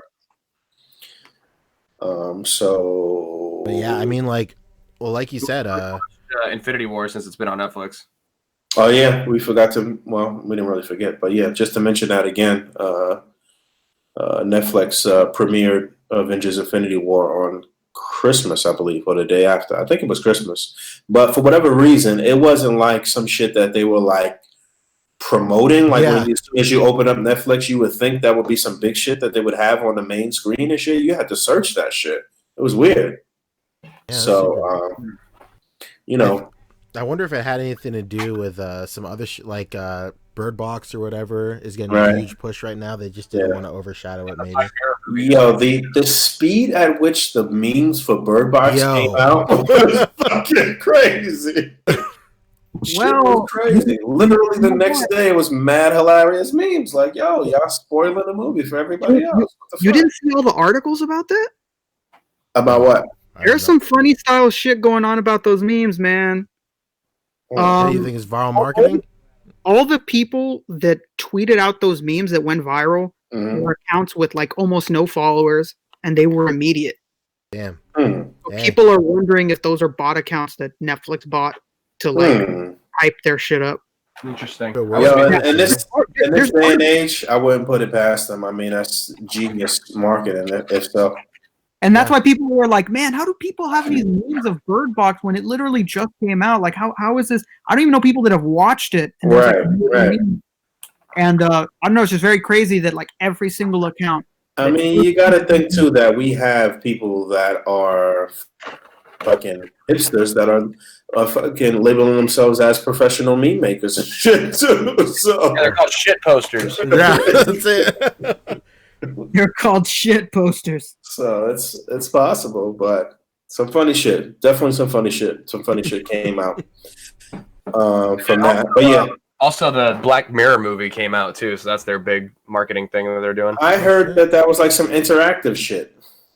Really? Yeah, it's like a choose your own adventure movie. Yeah. Really? Yeah, they first did this with their Minecraft TV show. What a fucking time to be alive right now. This is Yo, Yeah, that is crazy. It's crazy you mentioned that, Rick, because when I was visiting my family earlier this month, my little sister was like watching Minecraft and like choosing shit. I was like, "Oh, is this Minecraft story mode?" And she was like, "No, it's on Netflix." And I was like, "No, the fuck, this ain't on Netflix. Don't you ever fucking lie to me ever again." But, yeah, they have like choose your own adventure shit on Netflix now, which is pretty wild, man. I was Oh, like man. you, I went to go hang out at my dad's house, and my little brother was there, and he was like, "I want to watch TV," and I was like, "All right, I'll put on Netflix." I was like, "What do you want to watch?" And of course, like any other kid, he's like, "I don't know." And so I start naming shit off. I'm like, "You want to watch this? You want to watch Minecraft?" He's like, yeah, Minecraft. He's never played Minecraft. And so I put on Minecraft, and then like it wouldn't play, and he was like, "Rick, it's not playing." And then I look at the screen, and it says, "You're gonna have to choose your own adventure." And I was Damn. like, "What the fuck?" And sure enough, Patton Oswalt is the main character of the show, and he makes you fucking choose your own adventure, and the story changes with what you pick. It's crazy. Crazy. All right, I think I'm gonna have to visit another planet and check out this. Check out that the shit that we were just talking about. Sorry. Fucking Black Mirror. That's what I'm talking about. Yeah. Have you guys fucked with Black Mirror at all before now? The other regular episodes? I Yeah, haven't watched seen them all, but I've seen a couple. You've seen enough. Black Mirror is kind of fucking depressing, actually. It's very depressing. That's the point. Yeah, I keep meaning to watch it, but yeah, I don't want my day ruined. Like, So some of the shit is pretty it doesn't sad. seem lighthearted. Like, I love Twilight Zone. I grew up with Twilight It's Zone. like that, but it's like that, exactly. that on some other shit though. It's like Right, Twilight yeah. Zone, but like it's like I didn't want to be taught this lesson right now. Like that was horrible. You know. You're sitting there watching Black Mirror on your phone, and then the whole fucking episode is about not using your phone. Right, Yeah. right. Some shit like that. Exactly. Black Like, Mirror oh. is just like cautionary tales for technology, pretty much. Basically. Literally. Yeah, it's funny how everybody always says like, "Man, have you seen that one Black Mirror episode where it's like you're in a game, but it's not a game, it's real life, but it is a game." And then it's like, "Oh man, that's every episode." Yeah, basically. That is There's like every 4 episodes like that. Yeah, there's 4 different episodes like that. Yeah, I haven't watched it since that one episode where it was like you could like prolong your life in like some like loop, and like it was like I don't even know how to explain. It was sad as fuck though. It was. No, it was you know, the saddest part about Black Mirror is the fact that it's influencing things in a terrible way. Yeah, it really is. Have you seen that shit in China right now? Oh, What? my. There was an episode of Black Mirror that focused around like the obsession with social media, mhm. and it was that like depending on how popular and how big of an influencer you are, Oh yeah, I remember that one. yeah, that's happening in real life in China. You Mm. have people with rating systems, and with certain rating systems, you can go into certain places and you can't go into others. And when you talk to people with lower ratings, your rating goes down. Oh no, It's insane, man. It's And influencing things in a terrible way. Stop doing that. they're probably killing themselves over there, huh? Literally. Man, it is terrible. I hope we never implement that here. It's crazy, man. Oh my All right, so what else we talking about? There was something else. So next up is spoilers for Spider-Verse, but let's save that to the end because a couple of cats in chat still haven't seen Spider-Verse. So Okay. after that is top 10 figures of 2018. Oh shit! Here it is, Shit. the comprehensive list. Let's go. So Yeah. a couple of us are going to break it down, top 10 for Marvel Legends, and then a full top 10 list as well. No doubt. Oh, so I thought we were just doing one mixed list. It's whatever you want to do, honestly. If you feel like you have a lot of Marvel Legends that you want to go ahead and highlight, then just do a separate list of that too. Whoever wants to go first, go ahead. Well, let's talk about Marvel Legends, I guess, first. Yeah. Like, let's solely talk about Legends, and then we'll go into a mixed top 10 list from every line and shit. Yeah. But I've been trying to think about this shit for a few weeks now, so I could try to get a video together. But I do know a few that's going to be in my top 10. I'll definitely have Deathlok in my top 10. Cable. Yeah, I remember the podcast. We were having a podcast one day, and out of nowhere, you're like, I don't know if any of you have been fucking with this Cable, but this is a good figure. And like every 20 minutes, you're like, fuck, this is a good Cable figure. He came out really, really nice. I don't know if Bishop will be there, if he'll be an honorable mention or something like that. I took Bishop off of mine. Damn. Okay. We discussed Sauron. I think Sasquatch is probably going to be in my top 10 Marvel Legends. I don't know if the yellow Wolverine is gonna make it or not, but he'll definitely be mentioned because it's just carrying over from that brown suit Wolverine. It's pretty much the same mold and pretty much still hot. It's still official and still one of Marvel Legends' best figures. But yeah, we talked about Sauron, which was a great bath. What other regular figures were there? There was something else I was thinking about the other day. What do you guys got? There's some. I already have my top 10 list ready, fucking fired and ready to go. It's in the chamber. Rick is the most prepared at all. Rock it back. Yeah, Squeeze the trigger, Rick. Yeah, we Plastic and Paint like 2 weeks ago. We had the discussion, so I just went back to that post and copy and pasted my list. So at number 1, I have the Thing. Yeah. Oh yeah, how could I fucking forget the Thing? Yeah, that's gonna be on everybody's list. That's easily the best Legends of the Year. Yeah, I just don't believe that there was a better Legends of the Year, just on sheer like worth the money of what you get. Yeah, I just you get a nice chunk of plastic for $20 with that guy. Yeah, it's too good. At my number 2, I have another familiar Walgreens face in Silver Surfer. Oh well, before you get off a Thing, the other thing that makes him so great is that he completed Fantastic Four. That was the last figure that we needed too, and it was the fucking best figure too. But that team is locked up. Yeah. It's awesome. I mean, we obviously still need Doctor Doom, but he's not on the team. Right. At number 2, I have Silver Surfer. Just I know a lot of people complain about their paint problems, but I don't know. I cannot relate because I had Todd looking for a Silver Surfer for me, and he just kind of Frankensteined me an incredible one. I know he's not going to be. Well, he's good for that shit because he's not going to buy anything off a shelf that doesn't have the most pristine paint job. Todd is a fucking man. He's always down to fucking give everybody the bits and pieces to make you a perfect figure, and it's hard for me to relate to people saying that. Although I can understand why yours wouldn't be that high. At number 3, I have Mysterio. I own 7 Mysterios. Hopefully, I'll get more. That was one that I was considering for my top 10 as well. That's a great choice. Mysterio for me, number 3. Number 4, I have Cable because just like Boog said, this is a fucking good figure. It's a great figure. I just have no complaints on it. Another figure that was packed in with a lot of shit for $20, too. Yeah, it was. He's a pretty large figure. Came with a Build-A-Figure part, came with some big guns and shit, and you're getting a lot for your little $20 right there.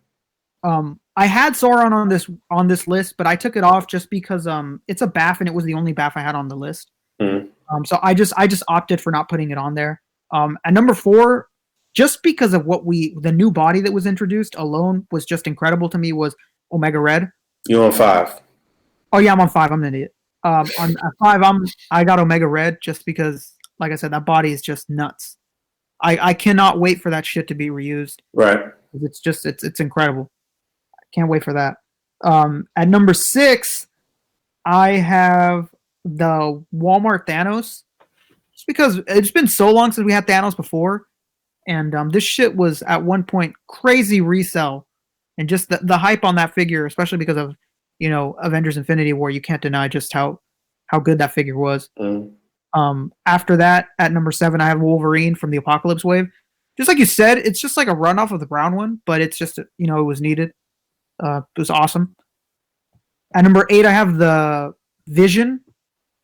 That Vision, man. When you get it in hand, It's the retro funny. one, Yeah, you know what? That's why I've been really hesitant about locking in my list because, like I said, I'm a little behind, and I wanted to get that Vision in hand too. But yeah, okay, I can see that for sure. that Vision. I've heard some people say that they wish he was taller, though. Do you feel that way? No, I don't. He comes on that butterfly jointed body. I think that's a taller one. Okay, So all right. I don't mind that. My only complaint is that I would have preferred open palms instead of that stupid Ultron head. Yes, okay. That's my only complaint. But it's just such a nice figure. It's awesome. The plastic it was molded in was just incredible. After that, I have Deathlok. Just Deathlok never gets enough praise. Yeah, From he's one of the to slept on figures from this year, man. I think people passed up on that figure too, not even realizing that he was fucking phenomenal. Foolishness. I have 3 of them, and I don't regret a single thing. And then last but not least, I think I guess it's not slept on because for a while it resold for a lot, but that Black Knight, my God. We have May Shelf head sculpts in there. It's got so many different head sculpts to begin with. Mm-hmm. It's a great figure. Honestly, I think the only thing that I would want would maybe be the shield, but it came with so much, I get it. That other figure's so cheap anyways, I could just buy him and steal the shield. I would have loved that figure if it was on the buck that they use for Vision on one of those with the butterfly joints or something. Like I want a character that's wielding a sword to have that extra articulation and the upper torso and shit. But it was a good figure for what you got, the alternate heads and shit like that, and the playability of being able to pair it with some of the old Toybus horses and all of that shit was definitely fun, though, no question. Yeah, and it's.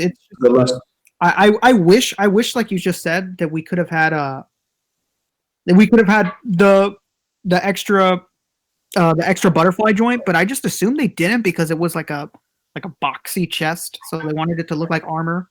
And you know what? I see what they did. They've already used that mold with 2 other figures that have that same sort of getup. Maybe 3 figures, actually. They used it for, maybe 4 figures. They used it for Green Goblin, Hobgoblin, Dread Knight. Yep. And I think it was one other figure, maybe. But those 3 for sure, because it was the same sort of kind of, scale arms and legs and shit. That Bucky Cap body or whatever. So I see what they were doing there, but I always want more. And I think that was 10, right? Yeah, that was 10. Yeah, that was 10. Yeah, there goes that. Fabio, what you got? All right. Are we just doing Legends right now? Yeah. All right. So I got a lot of the same ones. I'll mention a few that you didn't. So Things, obviously, in there. The Tiger Stripe Wolverine. And Magic, I think, was a great figure. It's a good chance for people to get that. It was a good re-release with a lot of new accessories, like a shit ton of accessories. No doubt. The Cable was great, too. The Claw 2-pack with Shuri. Oh, yeah, that fucking that claw was phenomenal. Yeah. Oh, yeah. Damn, I forgot that claw. I really like the Spider Build-A-Figure. I didn't I'm pretty sure that Claw and Shuri 2-pack came out right at the beginning of 2018. That's why people probably kind of forgot about that shit. That's true, yeah. It came right around the time of the Black Panther movie, so yeah, it must have been like January, February. Yep. I liked the Deadpool from the Sauron wave that didn't come with any Build-A-Figure pieces. Yeah, he was really, really nice. Yeah, just a good old simple classic Deadpool. And it's the proper Deadpool that you need if you're building your Deadpool corpse. Right, yeah. So yeah, it's essential.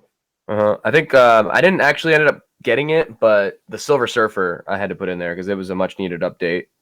I never found it, but from what I saw, I knew what to expect, and it was well executed, very shiny. Only thing that was wrong with that figure was the board. Not They should have.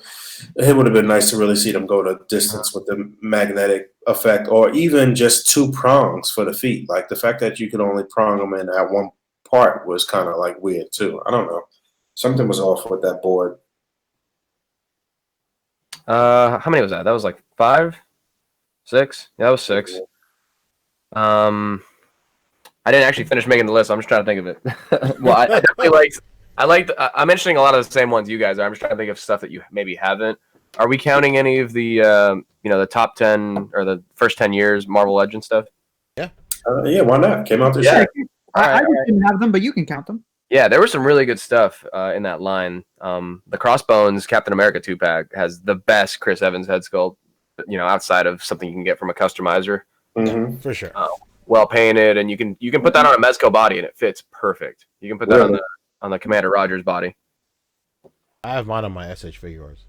Nice. The Mark 7 Iron Man, because we finally got an Iron Man that was like proper size. Yeah, you know what? That is a nice figure. That is Yeah, a that came nice out really Marvel good. Legends figure. No question. Some good effects with that one. And then I think I'd want to put the Killmonger 2-pack in there too, because that might be had. That was one I was considering too. But even before that, just the Killmonger from the Black Panther wave was really good too. So it's awesome between those two. Yeah, for sure. Yeah, that's I think that's about 10, right? Build-A-Figure. I mentioned the Spider Build-A-Figure. I think that was probably my favorite Build-A-Figure. I mean, the Apocalypse is really nice too. We definitely needed that. Oh, I guess I'll throw in the Archangel re-release because that was good. I'm glad that it came with an extra piece for the Apocalypse, and it wasn't an easy piece to get back when it first came out, and it came with so much extra stuff. It was definitely worth picking up again. Mm-hmm. I think that's about it. Yeah, for Marvel Legends at least. I got another top 10 list. We can. You know what? You know who else I was considering for my list? Spider-Punk. Yeah, Spider-Punk got a lot of love this year too. Yeah, Spider-Punk was hard to leave off my list. There's a lot of good Spider-Man releases though. It was just a year of Spider-Man. Like even the Gamerverse one is pretty solid. How about you, Pete? Anything that we mentioned that you? In terms of Marvel Legends, Sauron, Sauron Bath is probably my number 1 Marvel Legends this year. The Spider-Punk is really tight too. I really like that. Thing 2 is great. There really isn't a lot. Like, I mean, I do Marvel Legends, but like not as it's not like not one of my main lines. Like, Yeah, I know. like a lot What? of you guys. What? A piece of shit.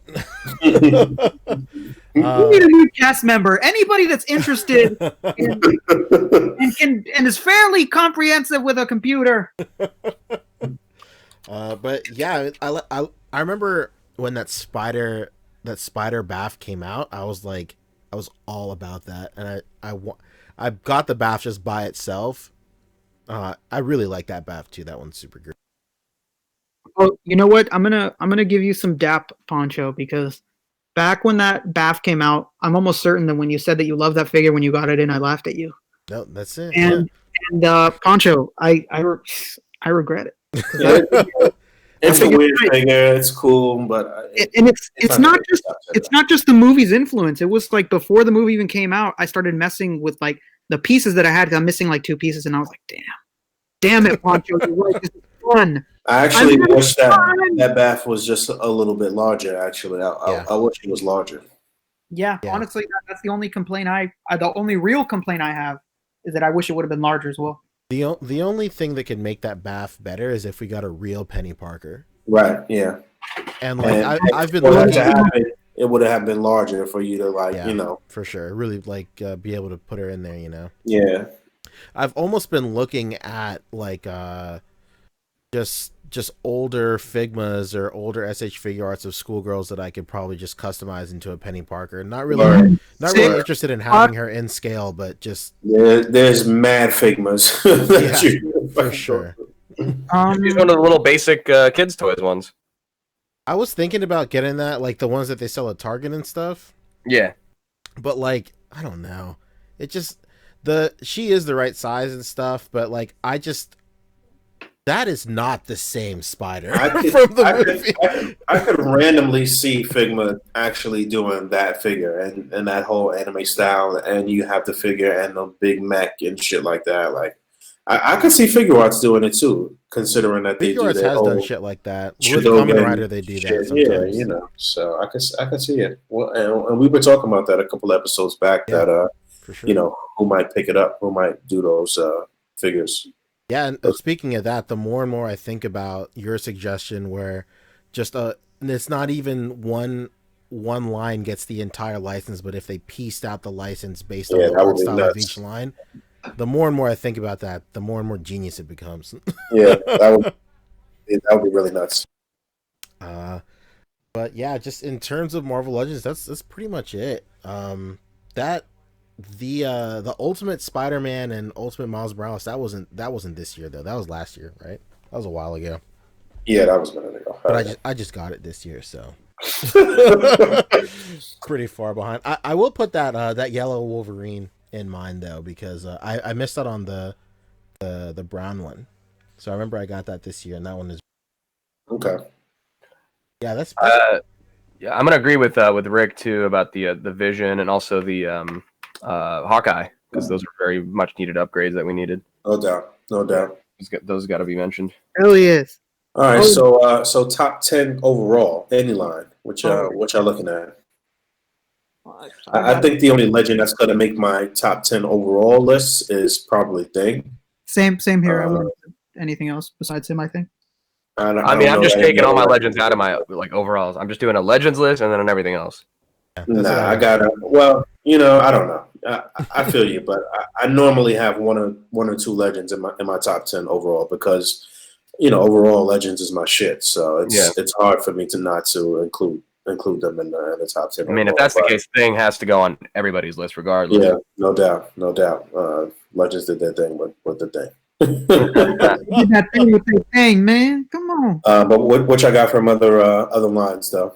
Who's going first, man? All right, I got you, fam. And all right, so it's basically, I mean, Thing goes without saying, but everything else is basically Neca and Mezco. Hear it. All right, what you got? In no real particular order, I'm gonna jump around. Deluxe Joker has got to be in there. No question. Deluxe Joker's the pinstriping on the suit. The fucking suit is phenomenal. I think that's some of Mezco's best tailoring, no question about it. Oh yeah. If the John Wick suit would be like that, I would love it. Yep. I wish he was on the Red Skull body. The Red Skull is still kind of a thin physique, but he's got elbows. I didn't get the Red Skull, so I don't really know. But okay. I could trust you. I mean, that was good. I think that was last year. I don't know. There was Mezco really like pumped him out this year. Like there were some lulls, but then even right now they're like 5 hitting at a time. Okay, jumping back around. The Neca A.C.B.A. Predator. That's a really good one. From none of us know shit about that. We'll take your word for it. If you're looking for like your standard looking Predator that'll blend in with comic and movie displays, boom, A.C.B.A. Predator. Okay. Great articulation, great accessories. He's got a fucking engineer gun and a cape. It's awesome. Mezco Iron Man. I'm picturing exactly what you're talking about, though. I do know what you're talking about. Okay. Yeah. Mezco Iron Man's got to be in there. Late in the game edition, but no doubt. Yeah, he came through good. I only have the con version. I'm not getting the regular version until like tomorrow or next day. But see him at the con. Exactly. Yeah. Stupid. Mezco Batman Beyond's got to be in there too. I wouldn't. He didn't crack a lot of people's top 10, but I really liked him, man, just because of the character that he is, and I really like how they pulled off the tech piping on the suit. You know what that figure's problem is, Fabio, is that it didn't need to be fabric. There was no need for it. His suit isn't as soon as like nanotech. Oh, Batman Beyond? Yeah, there's no need for him to be fabric. I think that's the problem I have. I guess you're right. I guess they could have went the Iron Man route with the Batman Beyond. Yeah. They should have, honestly. I mean, I don't think it's a bad looking figure, but it put me off from buying it that it was fabric. There's just no need. If they did that and then had a light up eyes feature or some shit, that would have been cool. Ooh, damn, that's another one right there. I wish I had a deeper ab crunch. That was like the thing that puts me over on figures, and I remember I was pretty disappointed when I saw. Even the ankle pivot too wasn't really that great. It's a beautiful looking figure though, but I don't That's know. what I was if going to say. Is aesthetics alone is probably what's putting it so high for me, and my relation to the franchise, I guess. And you know what? If that's one of those figures that could be better with the addition of supporting characters. Like if they did an old man Bruce Wayne or some shit, then that shit would. No, man, they need to do like future Superman. Shit. Oh man, if they were to give him anyone, I think the price would double. Yeah, no question. That's what a lot of Mezcos, honestly. Yeah, as soon as you see that something else exists, it's like, well, something goes with him finally. Let's do it. Yeah, let's do it. Well, Brian Carter, who we know basically knows everything, says that in the show his suit is fabric. It's just that there's like nanotech in the fabric. Okay. That's exactly what I said. But yes. Okay. I'm fine to him. That's exactly what I said. I said that I know it's fabric, but it's nanotech, so there was no need to like make it fabric. It just would have been cooler if it was just their mold, especially because as much as we knock Mezco, their molds without the fabric are incredible. Yeah. Oh yeah, dude. I have a naked Mezco body, and I articulate it all the time. It's just a really great buck. Oh man, I hear that, baby. Yeah. I mean, go look at my feed on Instagram. Go look at my story feed. I'm just dressing dolls at this point. Basically, we all are. I tell you who's not a doll. It's the Neca Pennywise though. Okay. Pennywise 2018. Any version. You can get the GameStop version or the regular. They're both great. Obviously they're gonna reuse that body like 2 or 3 more times next year, so it probably won't make the list next year. But I didn't buy that figure, but I could definitely see how it could be in some people's top 10 though. I think I could probably put the 91 Pennywise, the 1990 Pennywise in there as well, just as a special, honorable mention, just because of all the fucking balloons he comes with. It's awesome. It's just as a special fuck you to all the other lines. We know. Yeah. No. So really, Pennywise, any of the Pennywises, and then along with following that theme, the Michael Myers 2018 is fantastic.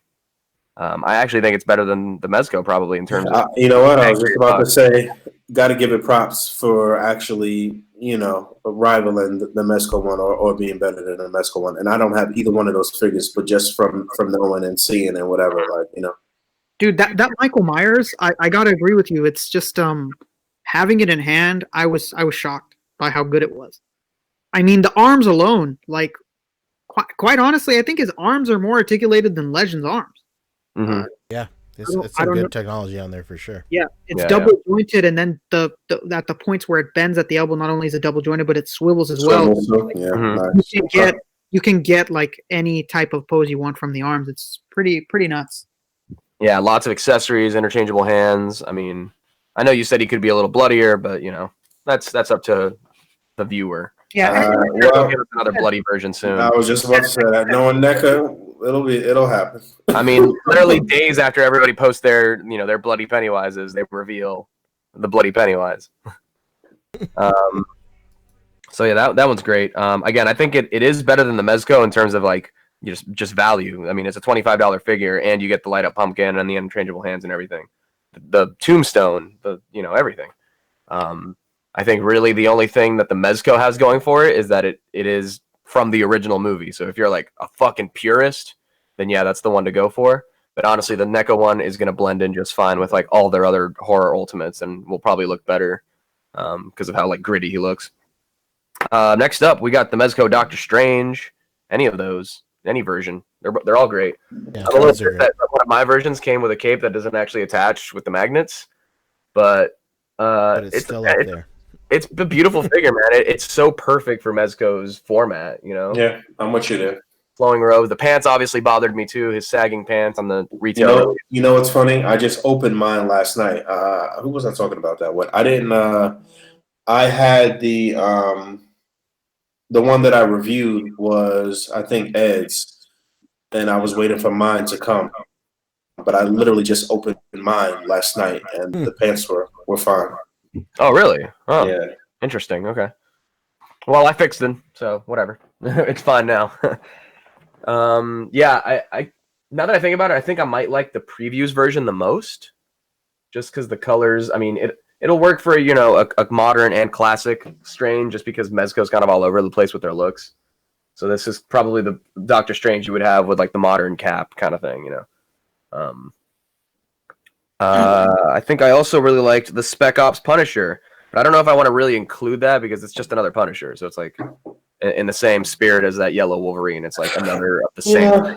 I was wrestling with that too. It's definitely an honorable mention due to the different sort of outfit and the accessories the new accessories.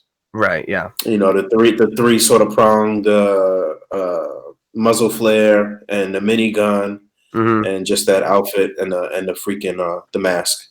Just those fucking accessories alone to pair with your other Punishers is like it's almost like a totally new fucking figure. You know what I'm saying? I mean, it's worth having, and it really rewards completionists because you get to like swap around parts between. Yeah, no doubt. Versions, we on our doll shit. 2019 for sure. Doll.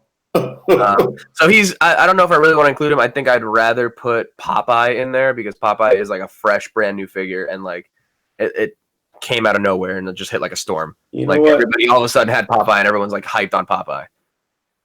Mezco definitely's got some. Oh, man, I could see these fucking Mezco fanboys having a full top 10 of all Mezco and shit. Yeah, well, yeah. They had some good figures though, no question. They definitely did. I think another honorable mention would be Arkham Knight or Ascending Knight Batman. He was great. I think he came out earlier this year. Yeah, he did. But I think my number one figure, and I have been counting it down, so that was 9 figures. My 10th top figure. Technically, it's 4. It's the NECA TMNT set. Oh, that was just a fantastic set of that. It's funny you say that too because I was considering adding that into my top 10 as a figure that as a group or as a figure that I don't even own, and I don't normally do that in the top 10. I normally do my top 10 based on shit that I purchased alone, but those turtles were fucking really, really good, man. Really good. And if you got the diorama, especially so. It was a solid purchase. The single greatest action figure release of the year, in my opinion. I wouldn't go that far, but yeah, I did for Fabio. Look at it there. For Fabio, no question. Tailor made. Liam Neeson's taking it there. Exactly. Yeah. All right, so mostly Mezco and NECA. Well, all Mezco and NECA for Fabio. No other company. No Figma. No Rebel Tech. I didn't pick up anything. I think I picked up the Deadpool from Rebel Tech, and then I sold it. Damn. I would. I'm not totally against your list. Like I said, I definitely agree with you with Joker. And I think Popeye might fall somewhere in my list. Maybe, I don't know. The Turtles. I think the one thing that I would add into my list from Revoltech is Carnage. Oh yeah, definitely. That's the best Revoltech figure that's come out, or Amazing Yamaguchi Revoltech figure that's come out, in my opinion. Better than the Venom for sure. No doubt. What about Big Titty Captain America? Nah. But yeah, I'm jumping the gun. Well, P, what you got? Okay, so I got a couple of honorable mentions on mine. So the first honorable mention is NECA Turtles for sure as a set. Mm-hmm. I really like those. It's just posability wasn't there for me personally. That's what kept them from the top 10 on mine. Okay. But paint is as much as the suits in the movies. I know exactly. Yeah. And mine came with a couple of paint defects, so I was a little. No doubt. Okay. Still waiting on those replacements though. But Damn. Billy taking a while or something. Hey, it's taking a little bit. Next up is the NECA Nathan Drake. Was that this year? That was that came out last year, dude. Oh, never mind. Scratch that. Come on, you can't be putting that shit on us. Damn, sorry. Don't be trying to pull that over here. The SH Figuarts.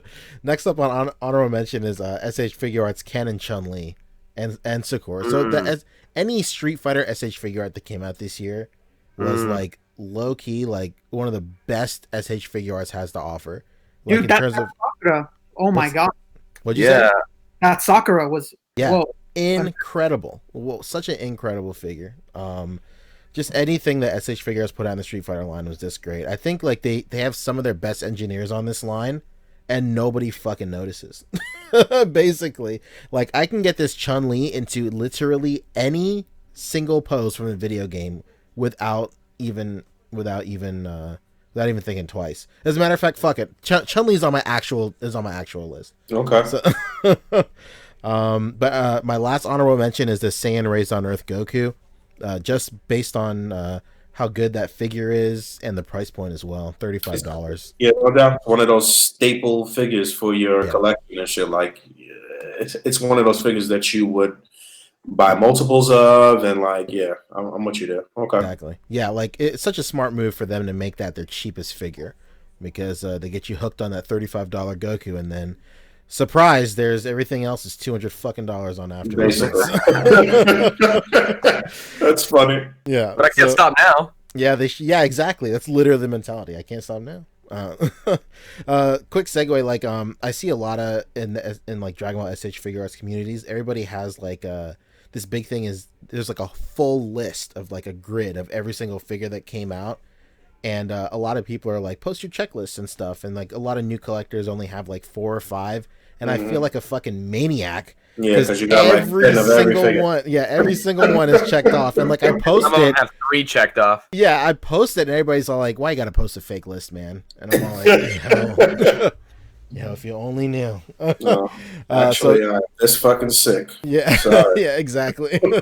So getting down to my actual list in no order except for number 1 is Chun-Li. I had Sauron on there, the Sauron bath. But that's replaced by Chun-Li the more I talked about it. Okay. SH Figuarts Trunks, the newest one that just came out. Oh, yeah. Man. Homeboy heated up in, this past weekend, a group with that fucking Trunks picture. Yeah. What's his name? Which picture? Jan something. Starts with a J. Just a Jive is his Instagram.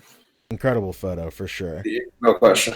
That Trunks figure is so good. The technology on it is really good, and just I think I said it on my Instagram, but somebody like in charge of SH Figuarts Dragon Ball Z just loves Trunks because he always comes with the most shit verbatim. No doubt. He always comes with like a Super Saiyan head, mad hands, like different faceplates for each head. It's crazy, man. It's unbelievable. Yeah, the fact that they were able to get that sword to translate into figure form nicely was cool. Honestly, if it wouldn't have included that sword, I don't think anybody would have said anything. Yeah. Yeah, you know what? I don't think people would have been mad. I mean, definitely want to stop anybody from purchasing it. That's for sure. But yeah, that's what's crazy. They gave us an incredible version of an accessory that no one honestly would expect to come with it because it was so big in the show. Word. Sure. Yeah. Pause that. Okay. Next up is SH Figuarts Ant-Man. I love that figure. Okay. It's so good. I think it's just obviously the technology on it is really good, and I think the fact that it like the Ant-Man design looks so much like a Kamen Rider or anything Super Sentai. Like I love the design of Ant-Man so much, especially in the MCU. So like getting it made by a really good company that also does really great Sentai and Kamen Rider figures, it was like super good for me. Next up is anything from this new Mythic Legion line, specifically the Goblins. I love those Goblins. They're so good. Like I can't believe, like I never would have thought that Mythic Legion would make it on my top 10 list, but as soon as I started fucking with all of these Goblins, like I couldn't put them down, and 2, I couldn't stop ordering more. And I know a lot of people are buying these Goblins for the inevitable Figma Goblin Slayer figure coming out, or that's what it's called, right? Goblin Slayer, or yeah, that's his name, the Goblin Slayer. Yeah, and I watched the first episode of it over the weekend. Not for me.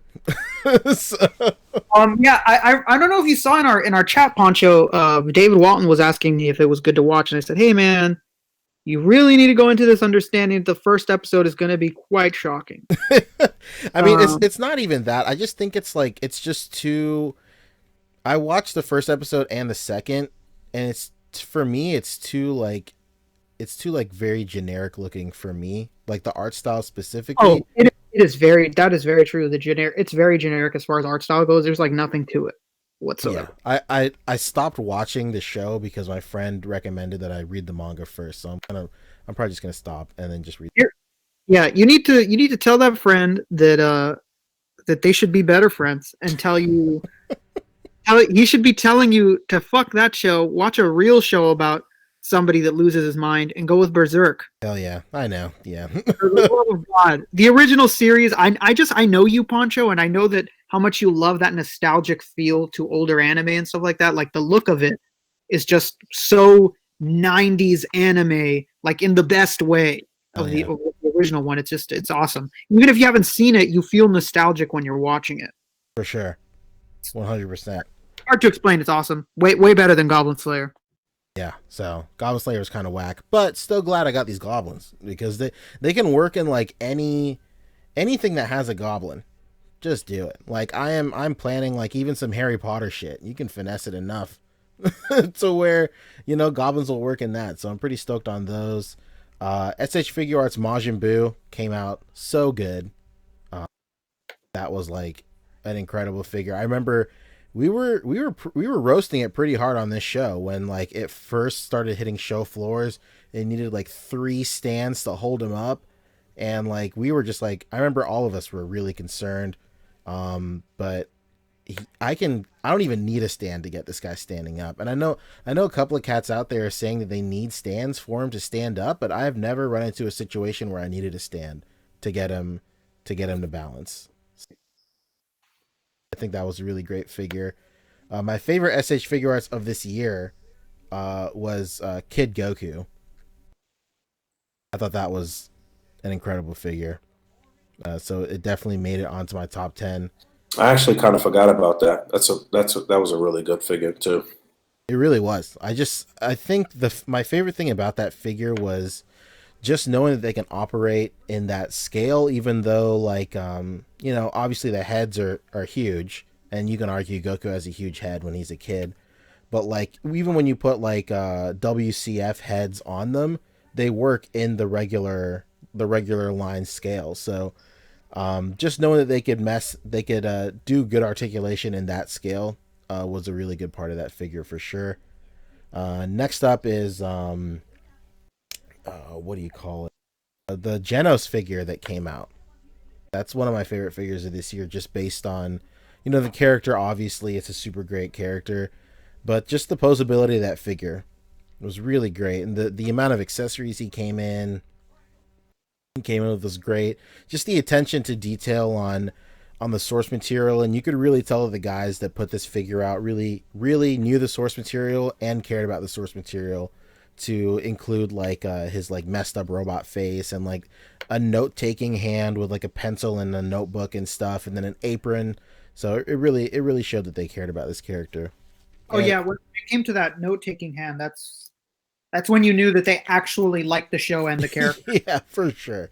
Exactly. And the apron. Jesus Christ. Yeah. And then the entire SH Figuarts Harry Potter line. I just had to like I had to group them together because Ron, Harry, and Hermione just together look great. Even though I don't have Hermione yet, but I just know it'll look good. Those figures coming out just enticed me to go back and buy all the old Mattel figures. Like I got a Hagrid, I got like the dog, I got like the Minotaur, I got like I got a whole bunch of dudes. I got a Professor Quirrell, and I got a troll, and like it just like reinvigorated my love for Harry Potter, even though it's like a year-round thing. It just made me want to invest more and more time into it, and they look great and all that stuff. I got Mafex Flash in there too from the Justice League movie, because the posability on him is bananas, and I was like very surprised. And just in terms of like, I mean, Mafex, obviously this has been their year, like really proving that they can balance sculpt, posability, and paint and likeness and all of that, especially with the character, like real actors and stuff. And Flash being my favorite DC character, it was like a no-brainer. I had to have him on the list. And my number one figure for this year is that Iron Giant, that 1,000 Toys Iron Giant. Really? Okay.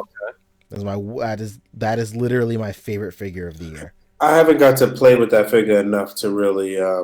I've been bullshitting about getting over to Michael's and getting the extra accessories and shit that I want. I've seen some amazing pictures with that figure though, and I do like them. But yeah, okay, interesting list.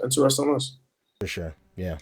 It was all over the place, but there it was. No doubt. But I mean, that's kind of the point of a top 10 transversing all the lines. So I'm actually surprised that nobody's mentioned anything from Storm Collectibles.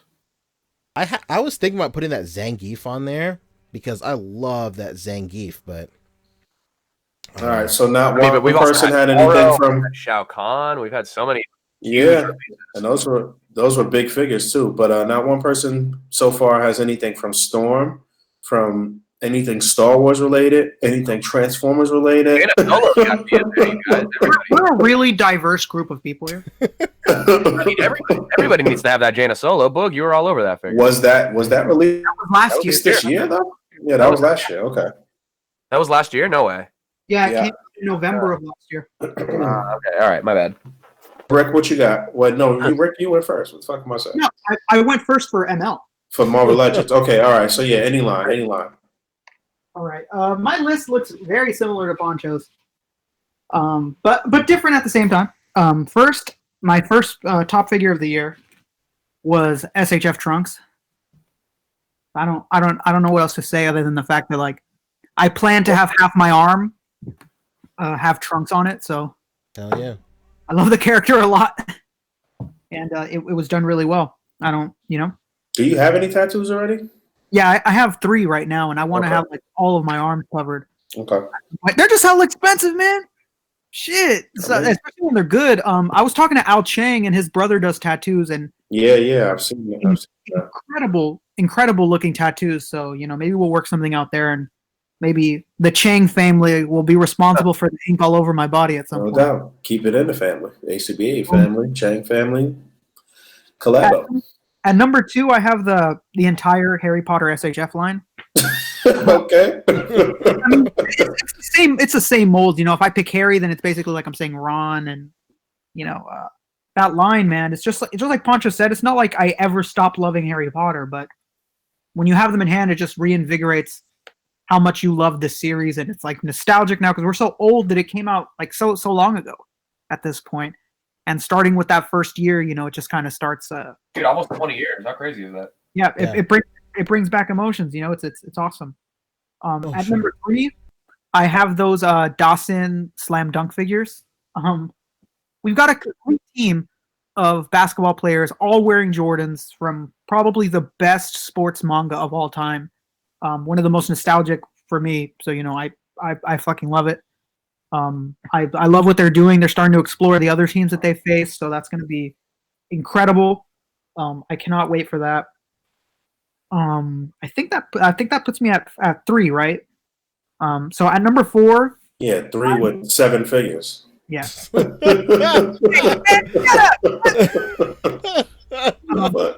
At number 4, I got the NECA OG Pennywise. I don't know, man. That movie was really nostalgic for me. I loved it as a kid.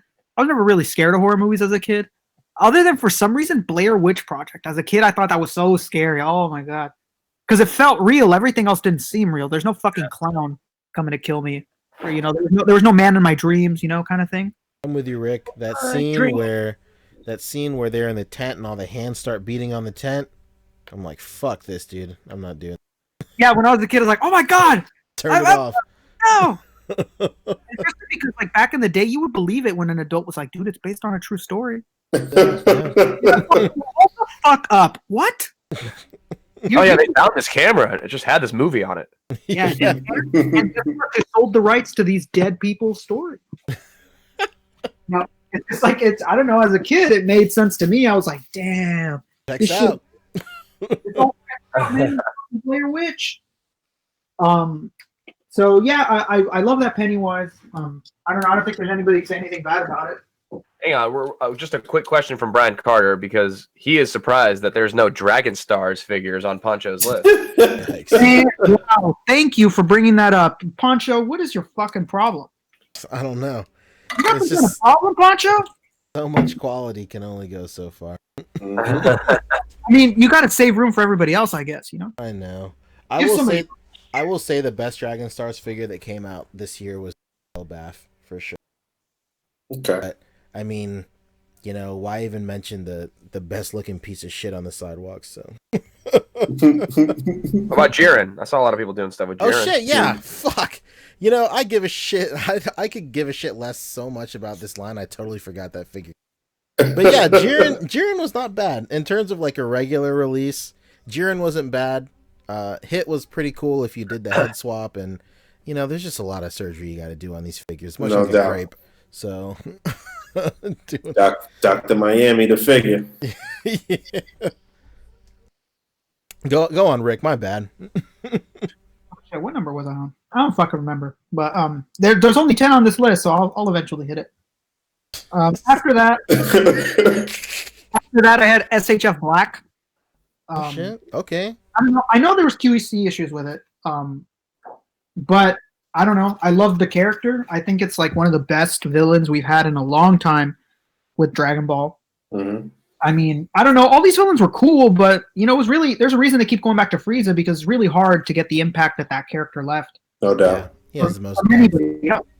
Yeah, he has the most depth, and I think Black was the closest. He's just a classic baddie, like, you know, he's just like, and he like kind of revels in his badness and shit. Yeah. You enjoy that aspect. He's like lovable. Yeah, he's so fucked up. He's lovable. Yeah, basically.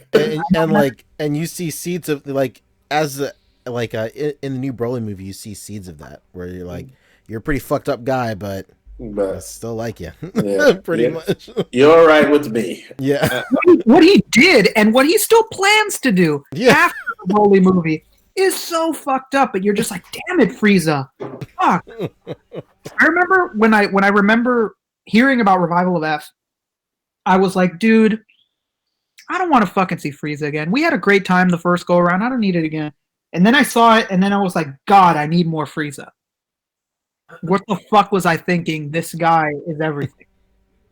I considered putting Black on my list as well. I just liked Trunks and Kid Goku more. That's what it comes out to. Yeah, Kid Goku was very close. It's like the opposite for me. Well, just on that one, I was really close to putting Kid Goku, but I just loved Black so much. Yeah. I only like things that are beautiful. You know what I mean? That's it. And Black's the perfect figure for you. Black is beautiful. Black is fucking beautiful. And all right, let's go to the rest of the list. The rest I didn't really put in an order. I was just spitballing in my head. That Genos is on my list, and I don't want to say Saitama because I already put too many that are like, oh, it's a whole line. So just the Genos, wow, what a fucking figure. You could feel the love for the character in it, even more so than Saitama. Yeah, that Saitama was a pretty weak release in my opinion. Compared to Genos, yeah, 100%. Yeah, it was night and day comparing Saitama to Genos for sure. But, you know, that's another one of those instances where it's like Genos makes Saitama better, though. Like, you know? Yeah, for sure. Having the two of them in the right scale and, like, you know, same line and, you know. Yeah, I just think everybody will agree the most puzzling thing about that Saitama is the lack of the soft goods cape. Yeah. Like, that's what really drags that figure down. And we've said that's where G-Splot or whatever the fuck that company's name comes into play. Yeah. But like we've said it a million times, like you know, Dasin is like so they've like carved their own spot in the market by making figures with soft goods. So it was such a head scratcher that this Saitama did not come with soft goods. Yeah, at least the cape. Yeah, for sure. I wasn't expecting, you know, his whole jumpsuit to be soft goods, but give me the cape, man. That's what I want. Just give me the cape. Did you give my uncle a cape? Jesus Christ. All right. Stupid. I knew you'd love that one. I also had the re-release of Figma Guts on my list. I don't think there's anybody in this world that can argue, at least that knows what the line is, that every single fucking figure from Berserk and Figma needs to be re-released. These prices are they're great figures. It was an upgrade. You know, it's just it was sorely needed, man. I think I'm sure Boog bought one. No doubt. Boom, there you go. Proof is in the boogie pudding. Boogie. Oh no. After that, I have Bath Clayface. Wow, what a fucking figure, man! I love that Clayface so much. Okay. I'm just one piece away, and it's the cheapest piece, thankfully. So I love it. I cannot wait to finish it. It's fantastic. Which piece is that? That's the arm that comes with Martian Manhunter. Okay. So very, very close. You know, not very much to go.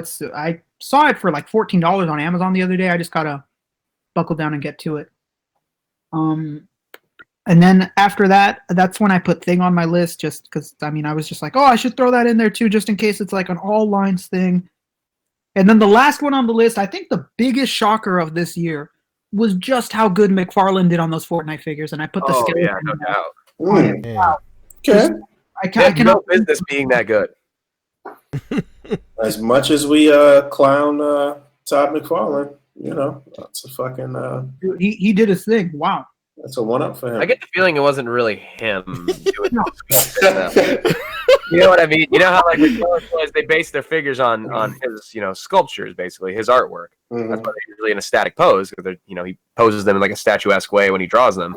I think McFarlane Fortnite figures were just kind of based on the the 3D renders, so they could sneak in more articulation. All right, which one of you guys want to do articulation? They might have locked him in a room somewhere and just said, "Listen, we got a young design team that's going to handle this. Todd. Don't worry about it. Yeah, basically. We got this." Am I out of touch? No, it's the children who are wrong. I think that was my list. That was 10. All right, pretty good list. You guys have put my shit into perspective. Now I got to go back to the drawing board. But yeah, man, it's been a wonderful year for figures, and again, we didn't. This mad shit we're leaving out of our list because again, this is our personal picks or whatever. None of us picked a hot toy again. There's no Star Wars shit, no Transformers shit. There was mad other shit through this. Yo, you know what came out this year that was phenomenal that none of us mentioned? The fucking synthetic human. Shit, yeah. Oh, yeah. So, there's all types of like niche shit like that we didn't even mention at all. Definitely deserves mention for Street Fighter or for no Tekken doubt. or for Mortal Kombat. And again, Or for Mike Tyson, dude. Their Mike Tyson came out this year. Yeah, and they're about to drop another one next year. Right. Yeah, the Baldy version. And then, of course, you mentioned Mythic Legion's 4 Horsemen, but also Super 7's been pumping out some really good Masters of the Universe stuff. Yeah, we got to give Mythic Legion's props for being the best independent line, I would say, right? Articulated Icons came out this year, though, didn't they? Didn't they ship That early was this year? last year. No, that was last year. Yeah, that was last year for sure. Yeah. Because that was part of my my honorary mentions last year. Honorary mentions from you last year? Huh? They only got honorary mentions from you last year? Well, I didn't put them in my top 10 because they didn't come out when they were supposed to come out, and it was like delayed and this and that. But I mentioned them as an honorable mention, though, for sure. So yeah, I mean, we missed a lot of shit, and there's a lot of shit that's coming out this year from different companies, like that I'm sure people are going to be exploring, like Damn Toys and a bunch of these other third-party companies as far as Transformers and stuff goes. Even Vortex Toys had that line of clothed figures, Soap Studio maybe might pop out with some cool things this year. So also Higher Toys, they may surprise this year with some things. Like I said, I got some of their Predator figures in recently that were definitely an upgrade from some of the things they've done in the past. And what other companies might we be dealing with? I don't know. Did we mention anything good from Mattel? Yeah. Well, Rick said Clayface, yeah. Yeah. All right.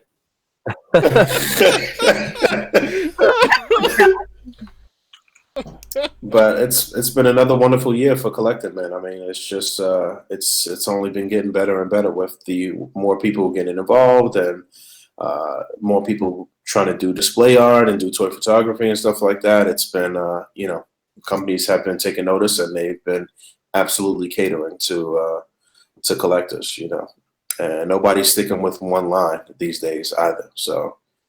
As you can see, our list was not even as diverse as it probably could be, but it's still, transverse to a couple lines. But I guess none of us fuck with Transformers. None of us. Well, I do. Rick has some Transformers. I have all of the MP line. Right. Yeah, I got MP shit. Yeah. Didn't that giant Optimus Prime come out this year too? Oh shit! Hell yeah, it sure did. I think it did. Maybe that was end of last year, but 100% that big ass Megatron, right? Yeah. Well, no, the Megatron didn't drop yet. I think the Megatron is about to hit, or it's. Yeah, the Megatron didn't. I don't think it's out yet. Oh, okay. But they did have another Optimus Prime. They had 2 Optimus Primes. And we saw MP put up another fucking Optimus that's going to be dropping for like $500 this coming year. But when they dropped that first Optimus, it was definitely part of my top 10 or whatever year that was. Yeah, man, pretty good year. I'm gonna have to go back and I'll be doing a video though for my top 10 legends and top 10 overall picks. But I just want to kind of, I guess, see what happens this weekend if I'm able to snag anything else from legends. Yeah, that's another thing. The list that we're making, guys, it's not that. We're saying things that we actually bought. There may be figures that are better than the ones that we mentioned. Yeah, no question. Speaking, we just didn't buy them. This is just a more of a personal sort of thing, but I'm sure a lot of the picks from our personal lists will be on a lot of people's lists. No question about that. Especially the Marvel Legends, I'm sure. Yeah, especially the Mezco shit too. But yeah, that was it for top 10 picks. Let us know what you guys think in the comments below if you down there right now or after this goes up, even after the fact. Let us know. Put your list in the comments. Put your full list in the comments. Your top 10. Let me try to find some that we didn't mention that people are talking about. Black Knight. We mentioned that one. Yeah. Mayfek's Homecoming Spidey came out last year, so that doesn't count. Yeah, no. The Megatron did come out this year, so that we will include that. I was toying with the I mentioned this the Mark IV Iron Man with the Tony Stark heads with the glasses and without. I was toying with that in my list too. That was a good figure. Brandosaurus Rex likes the fact that Dylan is not on these lists is heartbreaking. I don't know who Dylan is. He must mean Dylon. He spelled it like Dylan. He did spell it like Dylan. You son of a bitch! Exactly. We didn't get a Dylan from Neca. We got a Poncho. What's his name? Hawkins. So somebody mentioned did any figurized kits make it? Hey, good question. No, for me, unfortunately, no. I did build that time machine though. The day I don't think that came out this year. It didn't come out this year. It was. And you know what? Last year, I mentioned some vehicles too. Yeah, you sure did. Yeah, because I was like top 10 toys of 2017. Yeah. So we didn't have too many vehicles that came out this year, though, did we? Huh? We just had the ones that I can remember really easily. Is just the Marvel Legends, the Black Widow, and oh yeah, that stuff. Right. I didn't put the Predator Bone Throne in there. Nothing else. The Boner Throne. Yeah, this was the year of Thrones. Remember that. Surprisingly enough, Game of Thrones doesn't come back until next year. The final season. I cannot fucking wait. I can. Oh, okay. Yeah. I don't know who Dylon is, but I guess. Oh man, Colossal Come on, man! Look that shit up on YouTube when we get off of here. Fuck you! Are you serious? You don't know who Dylon is? I don't. He's one of the top 5 greatest rappers alive. Of all time. There was a figure of that? No. Just stop, Fabio. Yo, You're killing yourself. You guys. Look it up when we get off. Look it up when we get off. It's, Aren't you a student of comedy? Master UI Goku says those 3A One Punch figures, were those this year? Rick, do you know? No, maybe Genos, but Saitama was definitely last year. Okay. Well, if Genos is this year, then that's an honorable mention for sure.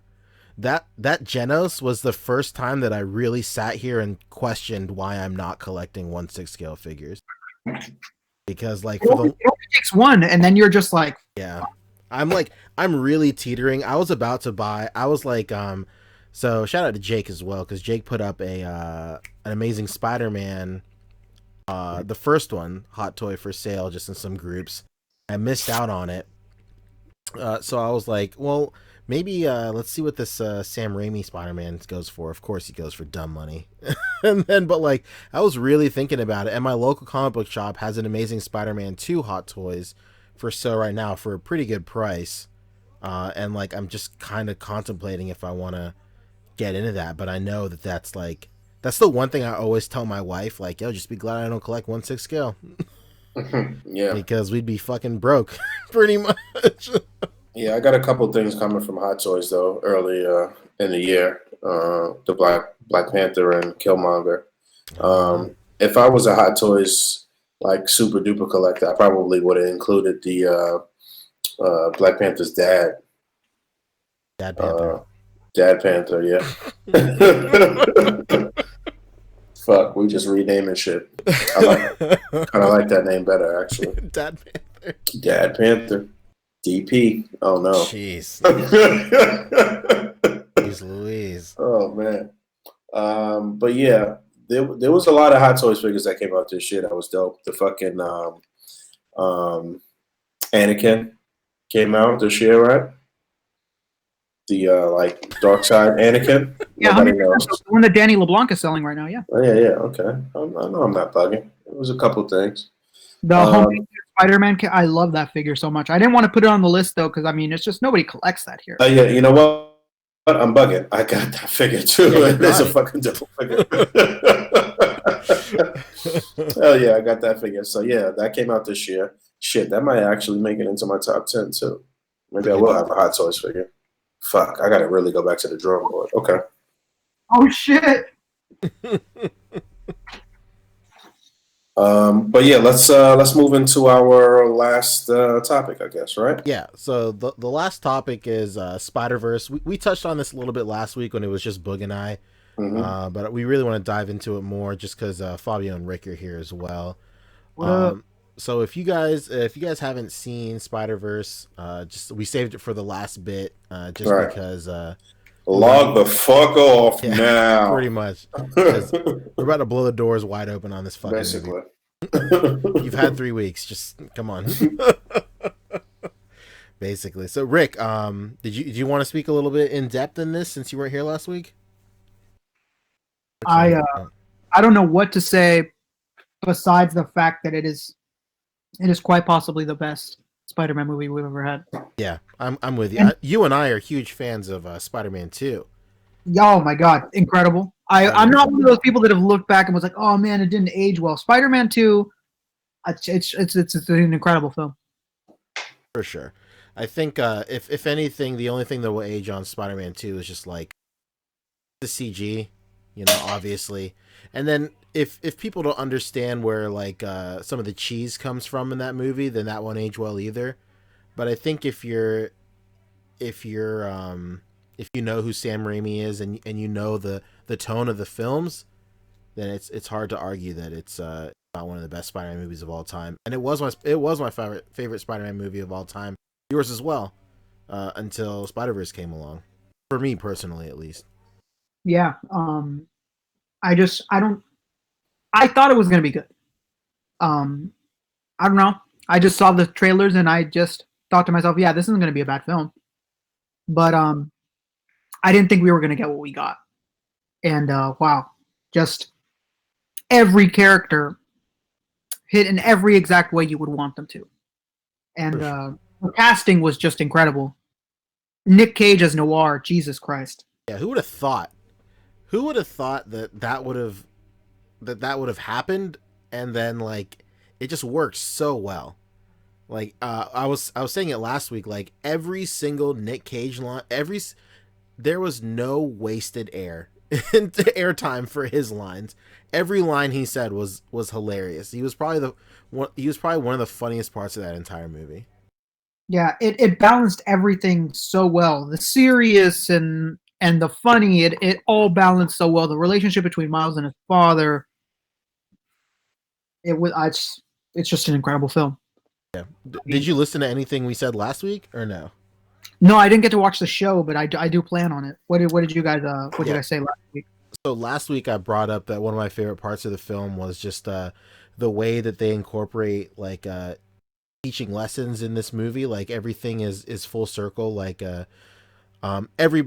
Miles is learning stuff from everybody in this movie. He's learning lessons from his father. He's learning lessons from his uncle. He's learning lessons from Peter B. Parker, and to a lesser extent all the other Spider-Man, and like Spider-Gwen too. And like I mentioned that one of the coolest things in this movie when I watched, I think I was during one of my other viewings, is when he first encounters his Spider-Man in like the particle accelerator tunnel, and he sees Spider-Man like swing to go to the panel to like put in the Goober device, and like Spider-Man like swings, and like he like web slings onto the spinning wheel of the accelerator, and then like jumps onto the wheel, then like somersaults off of the wheel onto the panel, and then Miles is like, oh shit, how does he do that? And then like that's like the first thing that he hones in on, like on what Spider-Man should teach him, because that's right after Spider-Man is like,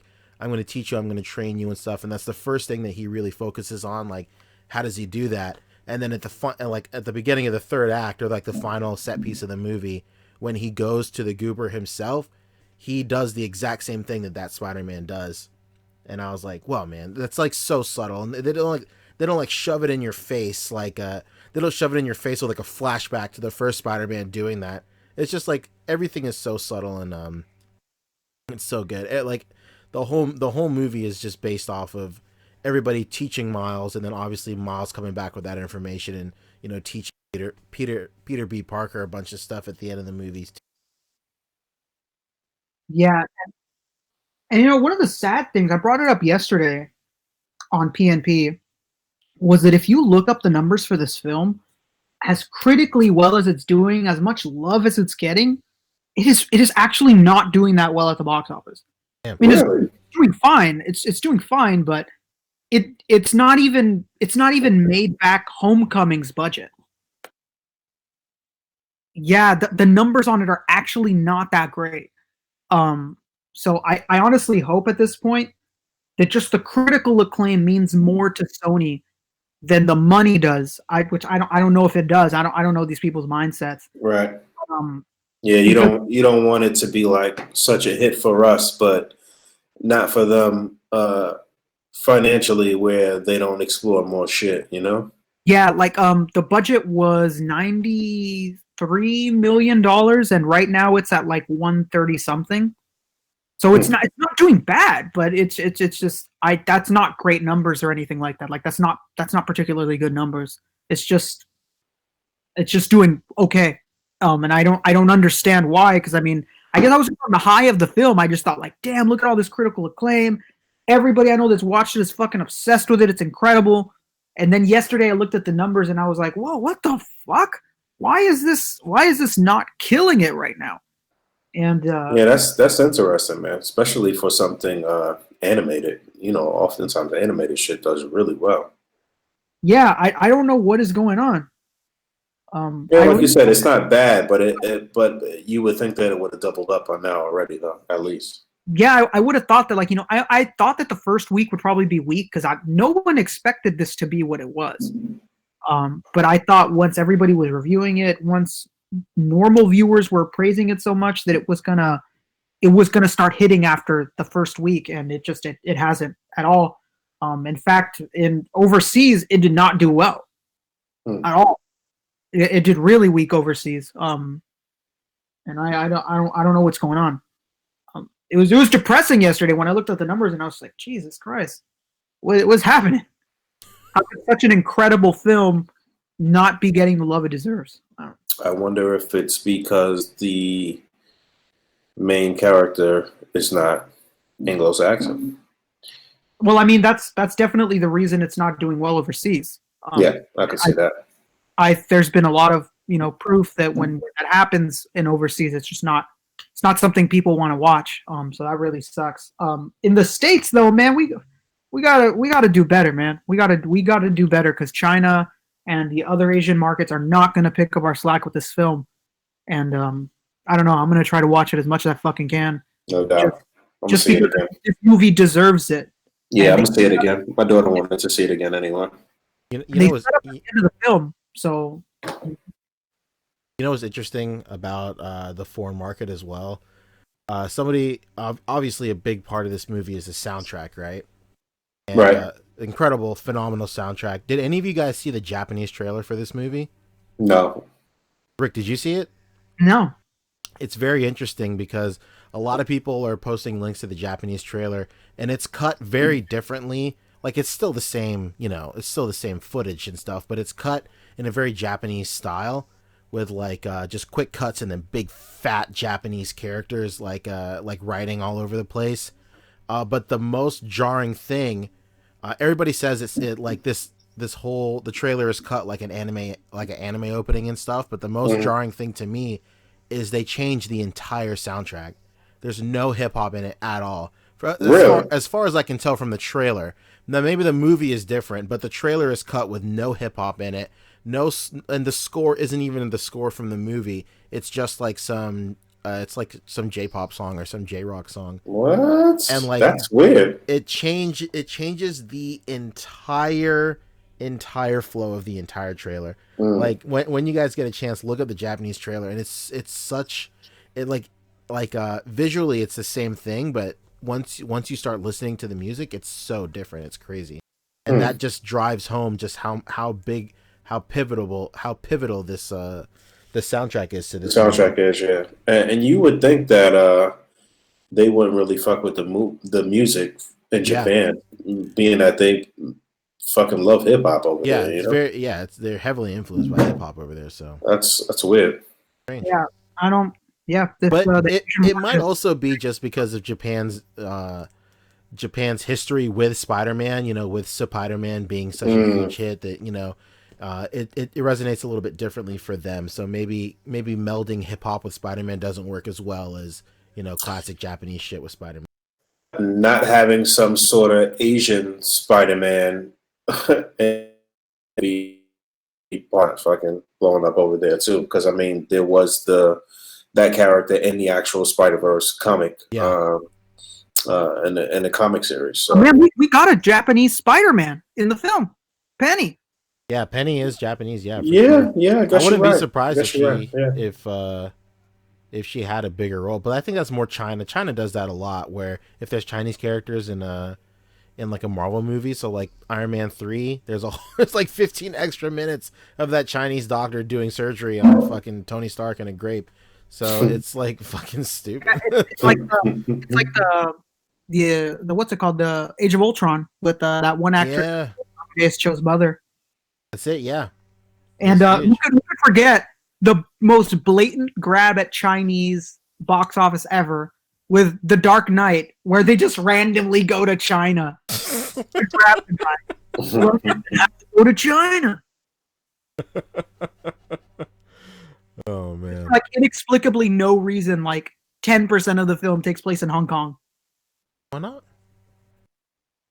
Why not? Brian Carter brings up something interesting as well. December is just pretty crowded with movies. Aquaman, Bumblebee.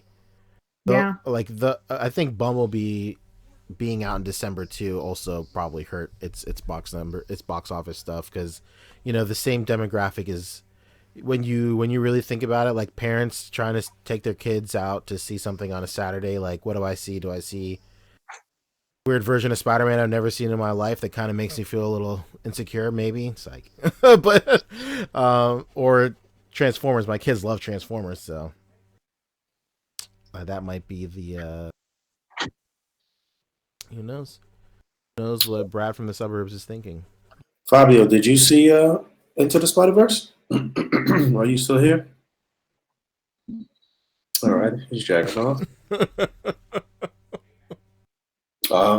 But yeah, man, I got to go out and see this more. I'm surprised that I hate to hear when they start fucking with the movie and fucking with the trailers and doing like funny shit in other markets and shit. It's making me think about Black Panther and just some of the reviews that were coming out about Black Panther and the Asian markets and shit like that. Like, what the fuck, Asians? Come on. Uncle Rick coming through over here. Fuck, man. It's a tough market to break into over there. For Yeah, sure. yeah, no doubt. It's like when you think of like a different culture, like it's hard to even fathom the kind of stuff that works here but doesn't work over there. Mm-hmm. It's got to be like, it's got to be tough for, you know, marketing teams and stuff to really break into that and find a groove. You know, as fucked up as it is that they changed the entire soundtrack for the trailer, it worked. Who knows? Yeah, yeah, it's just it's crazy, man. As we brought up how well Venom did, and then somebody brought up like, yeah, and then we have Spider-Verse. Like, fucking Sony just has no reason to partner with Marvel, and I was like, yeah. And then that's when I looked at the numbers, and I was like, oh fuck, man, what is happening? You know what? I was trying to watch Venom the other day. I almost finished it. Oh man, what a fucking awful movie, man. Shit. I think David Walton has tried to watch it twice and fell asleep. Yeah, well, I don't know. It's not like it's boring. It's just fucking stupid. It's just like, it's just so many questions. Like, what? It's not a terrible film or anything like that. It is no fucking, it is no first Hulk movie or anything like that. But it's just not the Venom I wanted. Just plain and simple. It's not what I wanted. Fuck. What were they thinking, man? I got to see it through to the end, though. We'll talk about it again next year. Next year. But yeah, Spider-Verse was great. See it multiple times. Let's support it on this on the Western Hemisphere, and yeah, let's. I guess we can move into some what's a grind on. Yeah, it's not on the docket, but if you want to pull up a picture or two. Yeah, let's see what's there. Yeah, I wasn't sure if we would have time, so. Yeah, we got a few minutes. Let's do it. Yeah, let's knock it out. Let's see. So Fabio isn't here. We'll just go on Instagram and. I one last thing to say about Spider-Verse. I bought the art book. For Spider-Verse, and it's a really nice art book. Oh yeah, yeah, like all the commentary from all the guys that like worked on it. They talk about like the scenes and set pieces and stuff, and they have a lot of really cool backgrounds in here that I do plan on scanning and then printing out large format backdrops for A.C.B.A. That's interesting. I like the sound of that. So.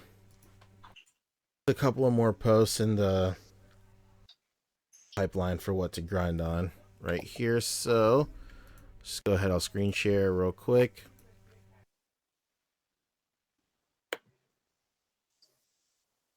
So this was the photo we were talking about earlier that like exploded. Oh shit, yeah, okay. Right here. Mr. Jive, that's his name. Shout out to him, man, because he's always got a very unique style of lighting up his posts. For sure. And this is just superbly lit. Everything about this is just fucking great. The fact that he's got the sword fully in frame there, down to the very tip. Pause, and pause. But this is a phenomenal picture, man, and obviously it's been getting a lot of attention in the group and on online and on Instagram. I think his on his own page, I think this is going up over 1,000 or 2,000 or some shit. Oh, 4,000. What Yeah, the 4,000. Crazy. fuck? Well deserved too. Yeah, well Very well deserved, no deserved. question, no question. Because a lot of shit that gets posted on Instagram from time to time, it'll get up there just based on the name. Like we were talking about earlier, with some of those promo images for Broly and Gogeta. With just the dirt throwing shit, So obviously, this is light years ahead of any of those fucking promo images that came out. But the people that put out those promo images have substantial followings. So but yeah, back to this. It's phenomenal. He's got all of the quite a few Tamashi effects here. He's got the ground impact effect, and he's got some of the lightning or thunder or whatever they're calling it. He's got the sword lit up nicely. Man, this just looks phenomenal. He did a great job on this, man. What you think, Pete? Yeah, I mean everything you said, I double down on that for sure. I think if there's one thing I would do is I would just try and get all of this lightning in frame. If just moving it up or even like making the shot taller. I don't know if this is like if he cropped it or whatnot, but that's like literally the only critique I have on this photo is if all the lightning was in frame. But yeah, it's like you said, his style of just painting his scene is so unique, and it really well. 100. No doubt. I don't really see too many more new shit that we didn't see from before on here. Maybe I'm bugging. I don't know. There's a couple of things in here. This is like top posts right here.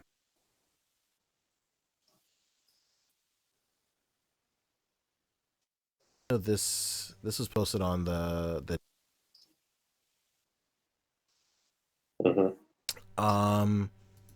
so you can see what's going on right here. He's like crawling a wall and whatnot. And then these two things right here were like doves or like, birds, whatever. Oh, that's what that is? I didn't even realize. It's difficult to tell. One thing I would point out, and I think a couple of people pointed out in the Discord server also, was where are these birds coming from? Like this is a building right here. It looks like they're in like full flight. And then he said that these birds are actually above Spider-Man in the shot, so they're like above, but like they're blurred out so much that you can't even tell. So it looks like they're below him, and it looks like they're just flying out of the building, pretty much. So my biggest advice is I could tell your f-stop is pretty low here, considering that the only thing that's in focus is like his head. Just bump up your f-stop, like obviously not something as much as this right here, to where, I mean, even this could work too. Like you get the nice sense of like depth and stuff like that, but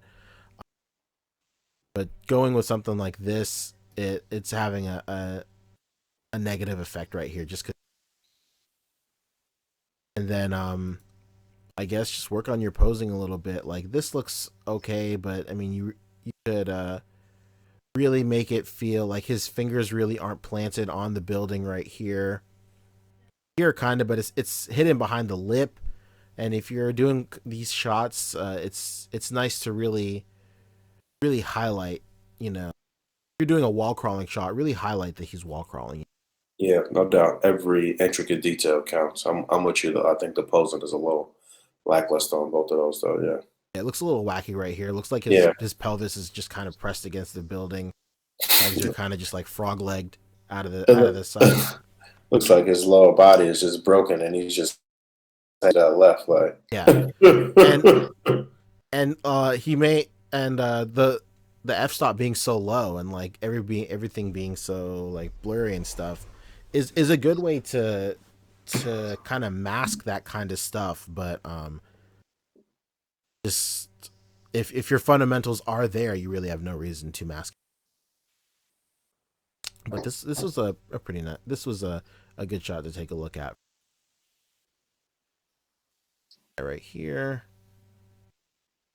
Um, I like what's going on in here in terms of it's up here too.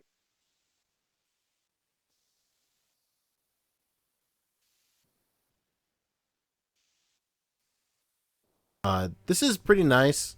I like the idea of it, kinda. But just the light is too hard right here. See the shadow down here. Um, Mess with the posing a little bit. Like your leg could have just come down this way at an angle. Like you have the source material right here. Just trying to mimic the source material as much as you. Yeah, to a T, even to the point where it's a completely red background. Like, why even have the figure next to, you could have put the picture of the comic book up um, as another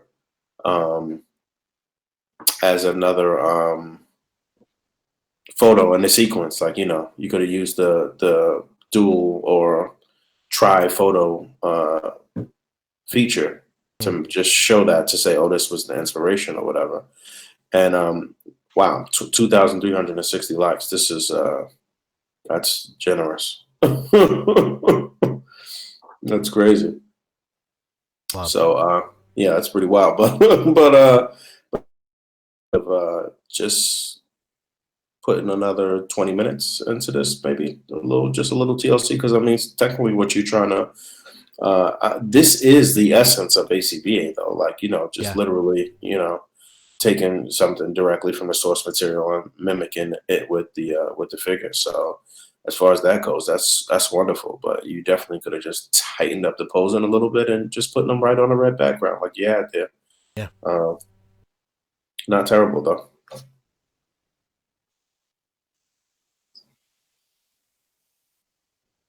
It's a pretty good scene, kind of right here. Mm-hmm. It's set up really nice. I really can't think of anything fundamentally wrong with it. Honestly, it's set up really nice. The framing is nice. I like the tilt.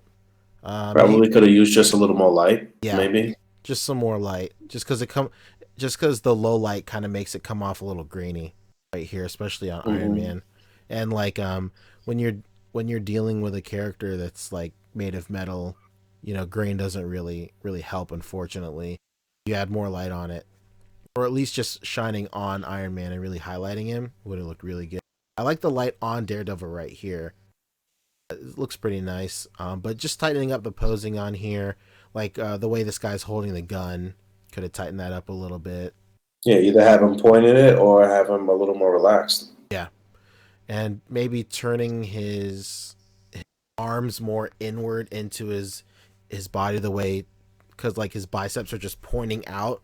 And if you try and like really mimic that with your arms right now, when your arms are resting by the side of your arm, your biceps aren't pointing away from your body; they're inwards towards your body. No doubt. That's just a fundamental that really helps to always look at first. Like whenever I'm doing relaxed poses or any kind of pose, I always look at my arms first and just look at the positioning of the biceps of my arms and also the knees too on my. Yeah, this is nice for sure. It just tighten up the posing on Iron Man and some of these soldiers a little bit, and paint it with a little bit more light, and you got it for sure. And you know what? I don't know this to be certain, but I'm thinking that you set this up and then you set up your camera afterwards, and try not to do that. Try to set up everything looking through your viewer so it's all framed up nice. I would personally, I would have gotten at least two of those guys, two of the Shield dudes, fully in frame. Yeah, fully in frame. But yeah, not terrible. Not terrible. Good framework.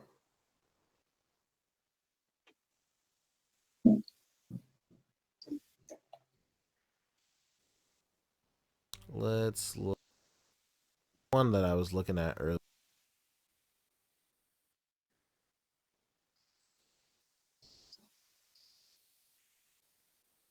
I thought this was pretty nice in terms of like just displaying playing motion. It was very it had a lot of energy. This shot had a lot of energy, and I thought that a really cool thing you did here was hide the stands with like the ollie down here. That is pretty nice. The biggest thing that I can point out here is the cutouts. Just make sure they're straight with the horizon line of your shot. They're straighter here than they would be like just in the display, which I can tell that you tried to make it straight, but it's just tightening up the posing on what's this dude's name? Yellow Jacket, isn't it? Yellow Jacket, yeah. Tightening up the posing on him right here. I know it's a little bit difficult because this guy doesn't have an ab crunch. I don't think so. Really? He doesn't? I didn't know that. Could be wrong, but if you know what, that's a good looking figure from the 20th anniversary line or whatever the fuck it was that we didn't mention at all. Yeah. First 10 years, yeah. Yeah, damn. I remember really liking this one too. Yeah, it's a nice figure. Maybe like his foot right here, having it bend more inwards as opposed to outwards away. Maybe have his hand kind of turned the other way as well. Wasp, her fist right here. It's. I would definitely have it posed more back here, kind of like she's getting ready to throw a punch, opposed from just throwing one. But reading the cutouts, it's like she threw a punch and she missed, so that works. But pose it to where you're where she was at the end of throwing her fist versus right in the middle of it. I think that would have worked a lot better. You know what else you could do? I mean, I like what you did as far as hiding the stands and everything there, but if they're going to be in an enclosed sort of area where there are boxes and other things that could be knocked around, then use that to your advantage. Use the boxes to show that they are like so breaking through, some things, and then you didn't have to necessarily use the polyester as smoke, because I mean technically, where's that smoke coming from, or why? Like, you know what I mean? You could have just use some debris or something else to kind of block those stands, but a dusty building, I guess. Well, all right, yeah. Overall nice. Overall good. Just a couple of key things here, and it would have popped, but it's good for sure. And I think the last we'll talk. That's just as extravagant, but again, looking at his lighting, it's great. Very, very, very iconic lighting. I think like a year from now, everybody will know that it's your photo. No doubt, no doubt. Even now, I see his shit. I know for certain. But let's look at that Punisher right here with the explosion. Mm-hmm. Let's go. What do you think? I like the idea. I like the. This is my man Steven, by the way. I get a lot of little props and accessories from him, by the way. I always mention him in my little update videos when I have like little props and accessories from him that I use. But I like this idea a lot.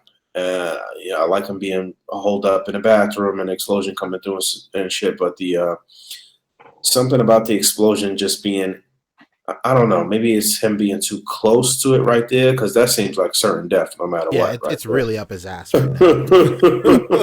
If you look at the original post, it's actually not an explosion. It's fire. Oh, it's supposed to just be fire. Okay. It's supposed to be like fire covering, so there's no way out. If you look at it on Facebook, he puts that quote under it, but on Instagram, he just puts no way out. He doesn't explain that it's supposed to be like a flame, and like you can't get through the flame, basically. But it translates more like an explosion for how he laid it. Yeah, it looks like it's at the moment before it's about to mushroom out and destroy him. Sure. That's exactly what it reads like, whether it was intended that way or not. Okay, so that's what it is there then. But I like the whole set. I like the environment. I like, like I said, I like he's kind of like trapped in this little bathroom and whatever. I like that a lot. But if that translated more to flames instead of an explosion, then it'd be money. For sure. Yeah, that's the only thing I can really think of as well, just mirroring everything you said. If it was an explosion, then just having like little bits of debris flying out would have really sold it. But obviously his point is, if it is like another cool way to sell fire, especially if it's this close, is don't be afraid to like paint the rest of your scene with orange light. Like it's so blue and so teal. Yeah.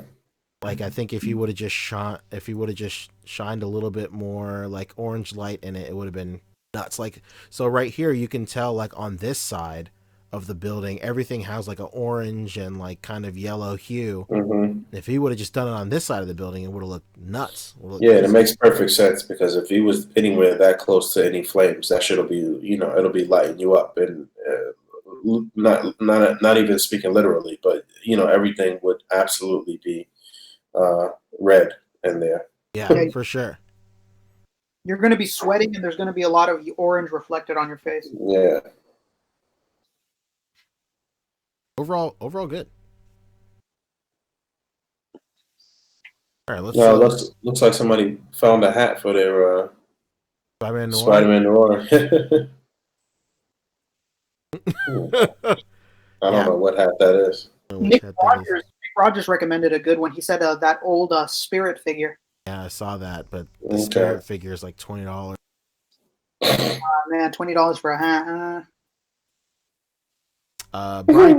Brian Carter is asking if we can peep it real quick. This right here, this Daredevil on the roof. I think this is pretty. I like the lighting on here. It looks like there's a neon sign like just out of frame, which is pretty good. I like I don't know. I just think just tighten up your posing right here. The knees are bent kinda to where it looks like he's about to start crouching. If he's standing like just normally standing on a rooftop, then like lock the knees pretty. Yeah, lock it in a little bit. And the arm right here is coming out too much in front of the. It just looks like it literally looks like he's about to he's one frame away from just taking a seat. Oh well, and then he's just about to. Yeah, it looks like you don't have enough white light there either too. Maybe, I don't know, maybe you need a little bit of white light, or maybe it's just, it looks like you might only be lighting it with the colored light there. This is really reading like a neon sign. So yeah. That is definite plus. It reads a lot like a neon sign is shining on him. You know what when you're painting a scene with like just colored lights, something that can really help it, pop and really feel a little bit more natural is if, like you said, Boog, just add a little white light in there, just anywhere, because at the end of the day, the moon, like even if you're at night, like the moon will shine white light on whatever. If you had some white light behind, and it kind of like created a rim around his entire silhouette as well as some of this rooftop and stuff, that would have really killed it for sure. I think so. All in all, I just think just tighten up your posing and then just add a little bit more light to it, white light that is, and I think you'll got it. Like I've noticed that you do a lot of just like vanilla stuff, and that's really good. And just work on your vanilla shots and go from there for sure. No doubt. Brandon asked us to look at his shit too.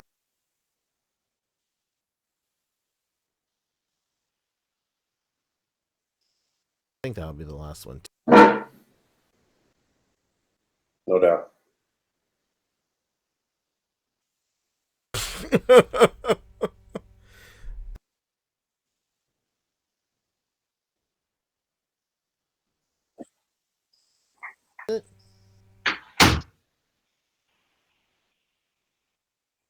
All right, so this right here, I guess. I think this is great. What the hell are you talking about, Brandon? Stop trying to get your fucking photos on the podcast. I like this whole, I like the environment, but I don't normally like the little people being in focus. Yeah, because it really highlights just how ill painted these guys. Yeah, basically, they look like fucking clay people. You know, yeah, I think so. These guys right here that are in the back, I think this is like the perfect. Like this guy right here is the perfect amount of focus to have on these little dudes. Right. I think if he had some sort of other element here, like maybe a vehicle or something, or just something to obstruct them a little bit. Yeah. Something there to really hone the focus in on, and you can still have Godzilla back here in the back out of focus would be great. If like I think like the best shot in this scenario is if you had a Godzilla way back here out of focus, but then you had his tail swooping in here, and and the tip of his tail was in focus, and then these dudes are kind of more in the background, a little bit out of focus. That would have been that would have been nice. But the actual set, the environment, everything looks really good. Yeah, he built this set really well. It's very nice. Yeah, I like that a lot. Very very good for sure. And yeah, I guess that's it. No doubt. All right, this has been our end of the year extravaganza. We wanted to definitely get in something before the new year, because I don't think any of us are going to be conscious on on New Year's Eve or this Sunday or whatever the case may be. And yeah, man, I don't have shit going on. I wanted to just make sure we get another podcast in before the year was up, and that we had our regular crew. And like I've been saying for the past few weeks, we definitely going to be having some people on, some guests. We working it out, be on somebody else's podcast maybe tonight, and it just didn't work out, and then we ended up doing this at the last minute. So that person, if you're listening or watching, it wasn't any slight at you. I'm just a procrastinating last minute motherfucker, and P put this together literally of some hours ago. So Yeah. So for everybody asking why this is today instead of Sunday, is it's my wife's birthday on Sunday, and I have something planned for us tomorrow night. Day was the only day, and like you said, Boog, like I wanted to do something. I wanted to do one last podcast before the year end. No doubt, and it just worked out that we all were free for this time slot tonight. So it just worked out well. So we said, "Fuck it, let's do it." So yeah, like I said, I don't got shit going on. P, if you want to plug anything, but other than that, we can get up out of here. Yeah, I mean, same thing, mirroring I said last week. Orders are still going through again. If you want to figure out the status of your order, which group you're in, feel free to hit me up. If you still want to order auras, this is the last week to do it. As soon as January rolls through, I'm cutting orders off.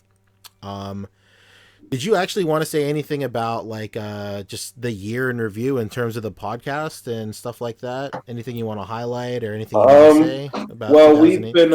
I think we had a great year as far as the podcast is concerned. As far as falling into our groove and just kind of bouncing off of each other, and I think we sound great, but I think we can improve our sound quality.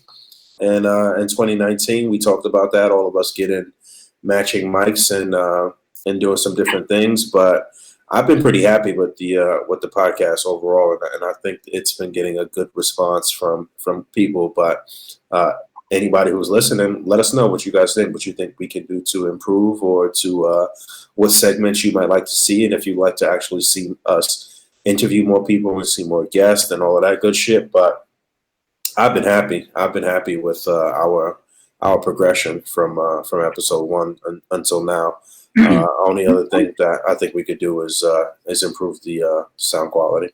One thing I wanted to add is that although we are adding guests, please, for the love of God, I hope nobody thinks it's really easy to rotate in new members of the cast. It is really hard. We've tried so many times. No doubt. It's just we are literally the only ones that are always available at a constant rate. People talk really big, and when it comes to showing up, they don't. So, like, I see those comments all the time, like, when are you guys going to rotate out the roster? And it's just You know how many times Boog has tried to motivate these guys to like, hey man, we want new people to come on. You want to come on? And they're like, hell yeah, and then they completely disappear. I'm not really thinking about new people, but I definitely like to get Jake on the show more in the new year, and I also like to get Wands on the show in the new year as well. Oh man, I think he would add a really nice dynamic, and his perspective is really interesting, and his insight on shit I really respect. He's the person that has been doing the end of the year Marvel Legends Build-A-Figure wrap-ups on the A.C.B.A Instagram too. So we could really benefit from having Wands on here. word. So Which exactly. So yeah, I'd like to see those two guys come in and pop in a few times in 2019. But otherwise than that, I'd like us to really get in our interview bag and get some guests on and shit. It's a lot of interesting people that we can talk to in the community right now. But yeah, that's all I gotta say. It's been a great year, 2018. Hopefully, we'll do it even bigger next year in 2019. And like I said, all we're gonna do is just keep upgrading, just keep moving forward, get our sound quality on point. And at some point, we're gonna have to find another platform to record on anyway, because Google Chat's gonna be going away, right? Yeah, Google Hangouts is Hangout, excuse me. pulling the plug. So yeah, we're gonna have to figure out how we're gonna record and get that the crisp sound and record it and upload it in a different way. We're probably not gonna be able to go live anymore, but we'll have a recorded show ready to go. No, I think we can still go live for sure. Yeah. Okay. Yeah. Okay. We just have to find a new platform to speak all at the same time. Maybe Skype. I don't know. No, Okay. I think Discord, guys. I was about to say, I think the solution is Discord, because we don't have to download anything, or That's I would like to keep a platform where we can like still screen share and stuff like that. Yeah, no doubt. Definitely. Oh yeah. But yeah, man, it's been real. It's been a great year, and we'll be right back in the first week of January with a new episode, and hopefully we'll have a guest on. So as always, rate, comment, and subscribe. And until next year, peace. Bye. Goodbye.